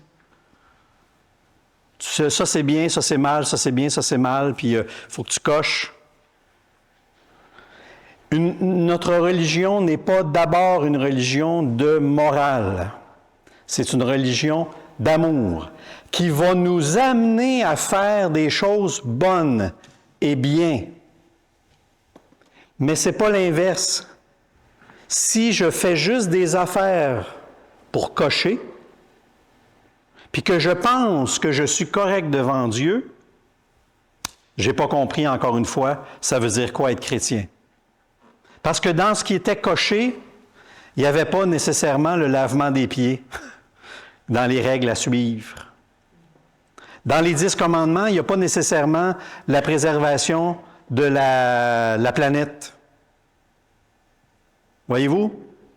Amour, amour, amour, et le restant va suivre de toute façon. Micheline? Moi, je trouve qu'aujourd'hui, C'est facile de passer la morale, parce que là, on découvre la morale, ça va bien. Mais moi, je me dis, un geste immoral, c'est quand même un geste qui est à l'encontre de la vie. Un geste immoral, c'est quand même un geste qui est contraire à l'amour. Quand Jésus dit que l'amour, ça résume la loi et les prophètes, bien, si tu aimes, tu ne tueras pas. Quand on est centré sur l'amour, le restant découle. La morale va suivre. Parce que c'est l'amour qui va la dessiner à mesure. Et peut-être pas dans les chemins ça peut être des chemins surprenants. Plus loin même que juste la morale. Parce que quand les gens trouvent tomber la morale, on tombe avec eux. Bien, c'est pour ça qu'il ne faut jamais passer à dire si on laisse trop tomber la morale, on tombe avec rien. C'est pour ça qu'il ne faut jamais perdre l'amour dans notre commandement de religion. Si on laisse tomber l'amour, là, on se retrouve avec rien. Et c'est pour ça aussi, puis je le comprends, il y a beaucoup de gens qui trouvent ça plus rassurant d'avoir une espèce de cadre avec des choses à suivre. Je comprends ça. C'est beaucoup plus sécurisant. Mais quand on me demande « aime », wow! Faut que ça me ramène à moi, veux pas. Qu'est-ce que ça veut dire aimer? Qu'est-ce que ça veut dire aimer pour vrai? Qu'est-ce que ça veut dire aimer comme Dieu? Ça va vouloir dire quoi dans mes faits et gestes, dans ma prière, dans mon écoute? C'est vraiment plus facile si je suis une règle que quelqu'un m'a donnée. Fais ça, fais ça, fais ça, fais ça, puis tu vas être correct. C'était l'enfant, pas l'enfant, mais l'homme riche. Parce que c'est facile, bien, on tombe souvent là-dedans. Mais l'amour, c'est un chemin difficile, mais qui va donner tout le restant de la morale. Si on pouvait apprendre à nos enfants à aimer, Et pas juste à faire plein d'affaires pour être aimé non plus. Il y a ça aussi, hein? Ça, on a appris beaucoup ça. Serge, à quelque part, il y a quelque chose qui est écrit que tu ne peux pas aimer plus les autres que tu t'aimes toi-même. Il n'y a pas quelque chose qui est écrit « tu ne peux pas aimer plus les autres que tu t'aimes toi-même », mais il y a la chose qui est écrite « aime ton prochain comme toi-même ». Ça veut dire qu'il ne faut pas que tu t'oublies dans l'amour. Parce que moi, dans mon livre, là, moi, je pense qu'on ne peut pas aimer plus quelqu'un qu'on s'aime soi-même. Il y a, Tu ne peux pas faire confiance à quelqu'un plus que tu te fais confiance en toi. oui. Si toi, tu n'as pas confiance en toi, tu ne pourras pas avoir confiance aux autres. Si toi, tu ne te trosses pas, tu vas être jaloux et tu vas Oui. enfermer. Tu sais, ça fait... Il y a besoin d'une confiance en soi pour aimer. Tu as tout à fait raison. L'équilibre est à trouver entre se placer au centre et s'aimer. C'est ça. Là, s'aimer, Et ça ne veut pas dire nécessairement d'accumuler des trucs. c'est ça. Ça ne veut pas dire d'avoir l'air d'eux. Exactement. C'est quand tu... J'ai vu, Robert, ça sera pas long. Je vais te donner un exemple. Jésus va dire, « Ma vie, il n'y a pas personne qui la prend, c'est moi qui la donne. » Alors, ça veut dire qu'il ne s'efface pas, puis il ne s'écrase pas. Il s'aime, mais pour se donner. L'amour qu'on a pour soi, la confiance qu'on a en soi, elle est en vue d'un service. Mais ça prend les deux. Parce que si tu t'aimes pas, tu peux penser que tu aimes l'autre, mais tu vas agir comme sauveur, par exemple, ou bien non, tu vas être pris par toutes sortes d'autres motivations, par essayer de gagner son amitié. Ça veut dire, l'amour gratuit, là, il faut que tu sois solide dans ta barnouche. Oui. Robert, L'amour inconditionnel, sans condition. sans condition. Tout à fait. J'aime parce que je voudrais que ça soit.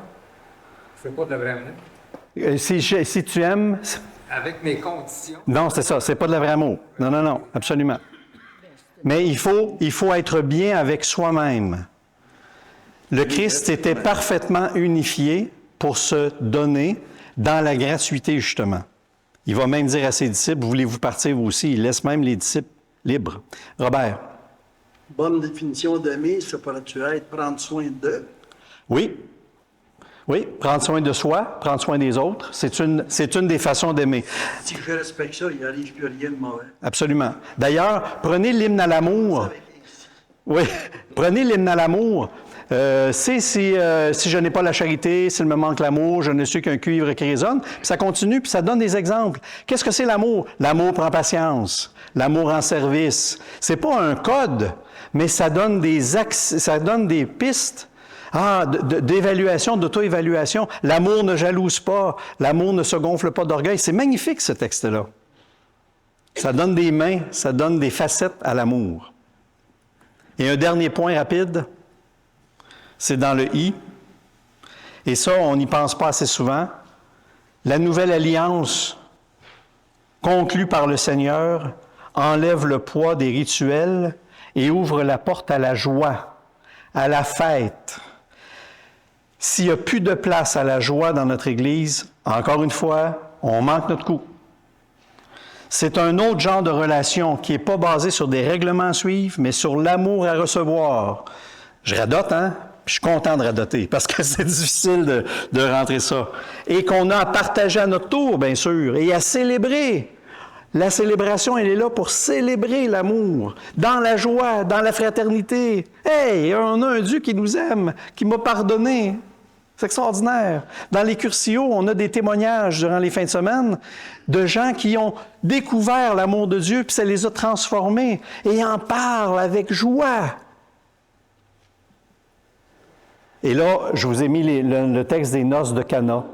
Parce que Jésus va remplir d'eau des cruches qui servaient pour le rituel et il va le transformer en vin de la fête. Magnifique symbole de cette nouvelle alliance qu'il est venu accomplir. Et ça aussi, on a de la difficulté parce qu'on pense que la vie chrétienne, c'est faire ben des affaires. Hey, on a déjà eu des chants qu'on parlait de la vie sur terre comme d'une vallée de larmes. Quelque chose, hein? Puis c'est vrai que des fois, c'est pas facile, là. Puis moi, j'ai mes temps de larmes aussi, vous m'avez vu tantôt. Mais de là à dire que toute la vie, c'est une vallée de larmes, là, on est à côté de la plaque par rapport à la joie chrétienne. Oui, c'est le moment de vos commentaires, réactions, questions. Avec quoi vous allez repartir ce soir? À part la feuille, là. Carole. C'est que, moi, Serge, ce que je trouve difficile dans ça, j'en sais justement avec Robert tantôt un petit peu à l'entrée, tu sais, puis faire le plus un peu, là, tu sais, sur... Moi, ce que je trouve difficile, là, de vivre tout ça, c'est de où on part, qui est tellement loin, puis sans vouloir être méchante, là, on s'est fait bourrer de tellement de, je m'excuse, là, entre guillemets, de conneries, de fausseté, par des gens qui étaient idéalisés. Tu sais, un petit peu comme tu disais tantôt, tu sais, des gourous, des ci, tout ça. Tu sais, reculons aussi loin que le prêtre rentrait dans ta maison puis qu'il menait ton couple. Ben oui, ben oui. D'où Jésus-Marie. Je veux juste dire, Carole qui dit on part de loin parce que on a appris tellement d'affaires dans notre jeunesse, puis le prêtre qui arrivait dans notre maison, puis il fallait sortir la dentelle. Moi, je m'ennuie de ça. Non, faites pas ça. Et puis, en plus de ça, ouais, c'est ça. Puis il se mêlait de la vie du couple, puis tout ça, là, tu sais, puis on idéalisait ça, là. OK, continue. Il faut arriver à faire une bascule de tout ça. Oui. On s'entend-tu que ça a pris des années avant d'instaurer Oui. ce qui nous a été instauré? Oui. Fait que ça va prendre Oui. un méchant coup de vent pour virer à la bascule. Demande-le au Seigneur. Parce que quand on touche à l'amour de Dieu gratuit, là, ça nous revire de bord. Ben, moi, c'est ça que je me dis. La seule façon de Oui. faire, là, Oui. je veux dire, franchement, quand on dérape, en tout cas, moi, quand je dérape, là, hey, je ramène mes bottines, je me dis, hey, ça, c'est la loi des hommes, c'est pas la loi de Dieu. C'est ça. Reviens sur la terre, puis accroche tes bottines aux lois de Dieu. Oui. C'est de même que tu vas réussir. Raccroche tes bottines aux lois de Dieu. C'est ça qu'elle dit. Vous pouvez l'écrire, celle-là est bonne. Ben oui. Ben, Ben oui. tu sais, en quelque part, ce Oui. que les hommes ont fait n'était. Puis, qu'est-ce que tu disais tantôt, hein? Quand ça faisait pas l'affaire, Dieu laissait les gens libres. Ça marche pas, ça fait pas ton affaire. Regarde, je te laisse libre. Ben oui. Bon. Ben oui. Bon, ben moi aussi, quand ça fait pas mon affaire, ce qu'on veut m'inculquer, qui n'est pas en lien avec les valeurs de Dieu, ben regarde, je secoue mes bottines, puis moi tout. Oui. Bien, faites attention parce que d'un fois, on peut entendre des choses dans l'Évangile qui feront peut-être pas mon affaire, mais qui est là pour me déranger, par exemple. Ça vient de l'Évangile. Oui, oui. Quand ça vient de l'Évangile. Merci. Parce que des fois, on a le goût d'arracher des pages. Quand Jésus dit « aime tes ennemis », là, pardonne 70 fois 7 fois, là. Mais quand tu goûtes de décrocher une page, là, t'es sûr que c'est celle-là qui va te faire un pas de plus. Absolument. Tu as tout compris. Décrochez pas la page, restez là. D'autres réactions, commentaires.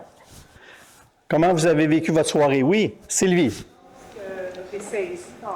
C'était très difficile pour moi de comprendre. C'était les deux travailleurs dans le champ Oui, qui travaillaient toute la journée, celui qui travaille avec oui. le même salaire. Qui ont le même salaire, l'ouvrier de la dernière Je heure. perdais mes cheveux avec ça. Là. Oui. Marthe et Marie, les deux femmes. Oui. Ouais. Il y a injustice à ça, je comprends. Mais là, je viens de comprendre la note de l'amour. Ouais. C'est bien. Ça te réconcilie. La note de l'amour, là, tu pars avec ça. Oui, je comprends OK. ça. Merci. Moi, Serge, Oui. Elle disait qu'elle a compris un peu mieux par rapport au texte de l'ouvrier de la dernière heure, celui qui a travaillé de la journée, puis qui reçoit, puis Marthe et Marie, puis c'est la note de l'amour qui l'a aidé à comprendre, là. Elle est juste pour tout le monde. C'est pas toujours la même note. Ah! Oui, Daniel. c'est... Bon, là, c'est peut-être un petit peu pointilleux, mais quand on parle d'amour, Oui. tu sais, on parle d'amour inconditionnel. Oui. Moi, je trouve que quand tu as commencé en disant que je préfère ma religion comparativement aux autres, Oui. déjà là, moi, je trouve qu'on se tire dans le pied. Parce que tu vas dire quelque chose de négatif envers quelqu'un. Donc, fait que- Ah, ben peut-être que ça peut donner l'impression que j'ai dit quelque chose de négatif. Mais c'était plutôt du positif sur la mienne. mais il y aurait peut-être une façon de dire du positif sur la tienne sans... Dénigrer. Ouais. Ah, OK. C'est ce petit Je bout-là comprends là. que- Je comprends là. Mais, Je trouve que ça serait plus chrétien. OK. Moi, je voulais surtout faire ressortir la richesse de la nôtre. Mais je comprends. Tout à fait. Je ferai attention. Parce que t'es Merci. tellement positif. T'es tellement... Tu inspires la joie de vivre et le bonheur. Puis ça, je trouvais que ça te ressemblait pas. OK. OK. Mais c'est personnel. Hey, je suis content, je suis humain. Non, mais je suis humain. C'est ça. Merci. Merci, Daniel. Comment on repart? Avec quoi on repart? Ah, Dieu qui nous appelle? Il y a un téléphone qui sonne? Oui, Noëlla. ça me rejoint ce soir, c'était la gratuité de l'amour. La gratuité de l'amour. Ça, c'est comment il nous donne tout, mais comment c'est difficile d'aimer et de se laisser aimer. Comment c'est difficile d'aimer et de se laisser aimer. Tout à fait. Ça fait partie de la création, c'est créature. Il nous donne tout, mais comment? Je suis sa créature dans la création qui m'a déjà tout donné. Comment accueillir ça? Je ne veux pas vous décourager, mais souvent les grands mystiques disent, quand ils s'approchent de l'amour de Dieu, comment ils s'en sentent loin. Parce qu'ils touchent à l'infini de l'amour. Vous découragez-vous pas, là. Mais ils sont en train de dire, là, ayez pas peur de cet amour-là. Il est infini, il est gratuit. Puis avancez vers lui, là. Oui? Comment ne pas avoir confiance quand on saisit la relation entre Jésus en croix et le bon larron? Le Jésus en croix et le bon larron. OK. Toi, c'est une image qui t'aide, cette image-là, pour saisir l'amour gratuit de Dieu. Merci. Oui? Vous m'aviez dit le contraire de Daniel. Le contraire de Daniel, OK. J'aime ça. On va faire un débat. Je l'aime pareil. Oui, hein, oui. Gratuitement. Hein? Tu l'aimes pareil, gratuitement, même si elle dit le contraire de toi. Je le répète pour que tout le monde entende bien. Oui. Voici quelques transformations majeures que Jésus a apportées dans notre manière de vivre, notre relation à Dieu et qui lui a valu la croix. Oui. Autrement dit, qui nous met directement en relation avec le Dieu chrétien. Oui. C'est le Dieu chrétien. C'est le Dieu chrétien dont je parle. Moi, je suis oui. en relation avec des gens qui vont être musulmans. Oui. Musulmans? Pas vraiment. Beaucoup bouddhistes. Oui. Donc, qui sont... Tu es en relation avec des bouddhistes, oui, oui. Hindous et... Oui, oui. Alors, oui. J'accepte, c'est mes amis. Ben oui. Mais quand j'entends des choses, je me dis, Colin, il manque une dimension à leur affaire, puis ils ne savent pas. Puis ça, c'est des personnes qui ont été élevées dans la même religion que moi. Ah oui. Alors elle parle de personnes qui... Oui. C'est là que je ne vois pas de négatif. C'est que notre religion, elle se distingue des autres. Moi, c'est ce que j'ai compris de ton message. C'est ça. Et elle va dans le sens de l'amour. Ça ne veut pas dire qu'il n'y a pas de belles choses dans les autres religions. Mais il y a une distinction. Moi, je pense que Jésus, ce qu'il est venu présenter, c'est unique. Je suis obligé de dire qu'il n'y a pas d'autre religion où Dieu donne sa vie comme ça. Chez les musulmans, c'est pas ça. Ça dénigre pas les musulmans, mais ça dit qu'il n'y a pas ça, dans le fond, là, tu sais. C'est ça. Merci. Oui, Carole. Une autre religion aussi, Serge, qui va donner une liberté comme notre religion. Aucune autre religion ne va donner cette liberté-là. Je peux faire toutes les erreurs que je peux rencontrer dans une vie. Je serai toujours libre de revenir à Dieu sans condition. Toujours libre de revenir à Dieu sans condition. Oui. Parce que de toute façon, De tout ce que je peux avoir entendu. la seule réponse qu'on peut donner à un amour, c'est l'amour que je donne librement. Et c'est cet amour-là que le Seigneur désire de notre côté. C'est cette relation-là qu'il veut. Et c'est la même chose dans nos amitiés, c'est la même chose dans nos couples. Je veux pas d'un conjoint, d'une conjointe là, qui m'aime de force. Là. Quelle valeur que ça a, ça, là. Oui? Moi, c'est l'image du bon larron qui me questionne. L'image du bon larron qui te questionne, oui. Le mauvais larron. Oui, Ce qu'on appelle le mauvais larron. oui. C'est quand... parce que moi, je connais quelqu'un qui dit, moi, je crois à la religion catholique, je crois en Dieu, mais je crois pas en l'amour. Il dit, je crois en Dieu, mais je crois pas en l'amour. Je crois pas il croit en l'amour, mais il croit pas que ce soit possible dans notre nature humaine. Ah, pauvre lui. Elle connaît quelqu'un qui croit à l'amour, mais cette personne-là dit qu'elle ne croit pas que ça peut être possible dans la nature humaine. Sur Terre, de notre vie. Là. Il est en cheminement. Mais en même temps, ça me fait penser au bon larron. Lui, il a reconnu l'amour avant de mourir dans sa nature humaine, avant de passer en... Le bon larron, il a reconnu l'amour avant de mourir. Je ne sais pas qu'est-ce qu'il a reconnu. Je ne sais pas. La phrase qu'il dit, c'est « Jésus, souviens-toi de moi quand tu viendras dans ton règne. » Ça peut vouloir dire bien des affaires. Il y a au moins une confiance. Il croit que Jésus, il est le roi.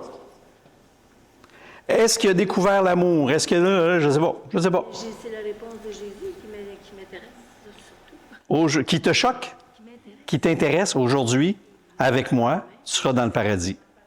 Oui. Est-ce que c'est une reconnaissance, la reconnaissance du bon larron qui lui a mérité ça? C'est pas un mérite. Encore une fois, c'est pas un mérite. Sinon, on n'est plus dans ça. Qu'est-ce qu'il a dit à... Non, il l'a pas dit.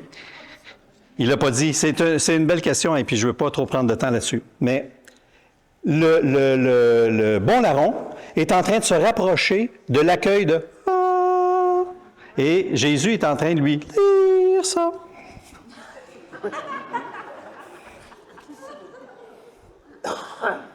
Qu'est-ce qui se passe après la mort? On ne s'en rapproche pas de le vivant, il arrive quoi après? Ouais, c'est ça. Qu'est-ce qui se passe au moment de la mort? Je ne sais pas. Bye! On s'en va. Je vous mets l'hypothèse en lien avec les évangiles. Si Dieu est ça, j'arrive après ma mort, je suis devant quoi? Et qu'est-ce qui se passe pour moi? On a la main libérée. Est-ce que je tomberai pas... Est-ce que j'aurais pas le goût de me sauter dans ses bras? Est-ce que Dieu va dire, il n'y en a pas question? Il est l'amour. Je sais pas. C'est hautement scientifique ce que tu viens de dire là, parce que cette note-là est une onde. Oui. Et tout est. Oui, tout est onde. On le voit dans le milieu quantique. Oui, Exactement. Oui. Tout à fait. Si c'est onde, il est partout. Ben oui. Mais il est en nous. Il est en nous. Dites-moi pas juste qu'il est partout. Parce que dans la vie chrétienne, c'est l'Emmanuel avec nous. En nous. Mais la personne a dit en plus qu'on est sauvé. On est sauvé. Malgré tout. On est aimé malgré tout. On est sauvé après notre mort, Oui. malgré nos mauvaises actions. Moi, là, je suis très, très content de ne pas être Dieu. Moi, je vous invite à ne pas vous en faire pour l'autre ou pour le mauvais larron. Ne perdez pas de sommeil pour ça. Occupez-vous de communier à l'onde d'amour. Moi, j'essaie de sauver Micheline. Ah oui, ben tu vois, tu perds ton temps, je te le dis, tu perds ton temps. Parce qu'elle est déjà sauvée. Mais c'est ça notre première tâche. Ne jouons pas le juge, que ce soit en hypothèse ou en peut-être, ou qu'est-ce que Dieu va faire, parce qu'on est en train de se dire qu'est-ce qu'il va faire avec moi. Ayez confiance. Vivez votre vie dans la joie, dans la confiance. Abandonnez-vous déjà au Père. Ayez pas peur de lui. Ayez pas peur. Jésus n'arrête pas de dire n'ayez pas peur. Fait qu'il ne faudrait pas commencer. Et ayez pas peur pour les autres. Laissez Dieu dans sa job de juge. Nous autres, il nous demande une chose, aimer. Le plus qu'on peut. Le mieux qu'on peut. Oui. Je me suis dit tout à l'heure comme garçon, il ne veut pas que ça revienne. Savez-vous qu'est-ce qu'il m'a dit une fois quand je l'ai questionné? Votre garçon, qu'est-ce qu'il vous a dit? Oui, il y avait à peu près dans les 50 ans, là, les plus vieux, il dit, maman, il dit, quand moi j'ai besoin d'être avec lui, il dit, je vais à l'oratoire Saint-Joseph. Bon, regardons ça. Je parle à lui. Ah ben regardons ça, il va à l'oratoire. Mais il veut rien savoir. C'est drôle, hein? Ah, comment qu'on est fait, hein? Ah, on est fait en morceaux. Une dernière. Il est moins 5. Oui. C'est quoi la vie éternelle? Oh, que c'est beau! Puis j'ai une réponse à propos de ça. Parce que c'est Jésus qui nous la donne dans l'Évangile de Saint Jean. La vie éternelle, c'est de te connaître, toi, mon Dieu. Ça veut dire connaître, dans le sens biblique, communion. Quand je suis en communion avec Dieu, je participe déjà à la vie éternelle. Il n'y a pas de séparation. Le ciel est ouvert, comme au baptême. À ton baptême, le ciel s'est ouvert. Alors, on a toujours la possibilité d'être en communion, maintenant, ici, aujourd'hui, avec Dieu. Et on est déjà dans la vie éternelle. De l'autre côté, après la mort, à quoi ça va ressembler? J'ai assez hâte. Mais je ne peux pas te le dire, je ne sais pas. J'ai assez hâte. On a, mais ça presse pas. Non, ça presse pas. Ça presse pas. Je vous remercie pour votre participation. Prochaine rencontre, On va vous donner la date dans les différents médias. Prochaine rencontre, 22 avril. Là, j'avais parlé du thème, oui. Le thème, c'est qu'on va essayer de se donner des bons trucs pour que la parole, ce gros livre-là, on puisse aller en chercher du carburant, de la profondeur, une parole qui devient bonne nouvelle pour moi. On va faire les égoïstes dans le 22. On va aller chercher pour moi qu'est-ce qu'il y a là-dedans qui peut m'aider à mieux connaître le Christ, à avancer dans l'amour, à nourrir mon âme, ma vie spirituelle, parce qu'il n'est pas évident à gérer ce gros livre-là, et ça rebute beaucoup, beaucoup de monde juste de voir ça. Alors, moi, je veux en faire un outil avec vous autres, on va se donner des moyens pour ça. 22 avril. Vous n'êtes pas obligé d'apporter votre Bible. Moi, je vais probablement avoir des... Vous pouvez l'apporter si vous voulez, mais je vais avoir des citations à vous donner pour que vous puissiez aller plus loin aussi dans la parole.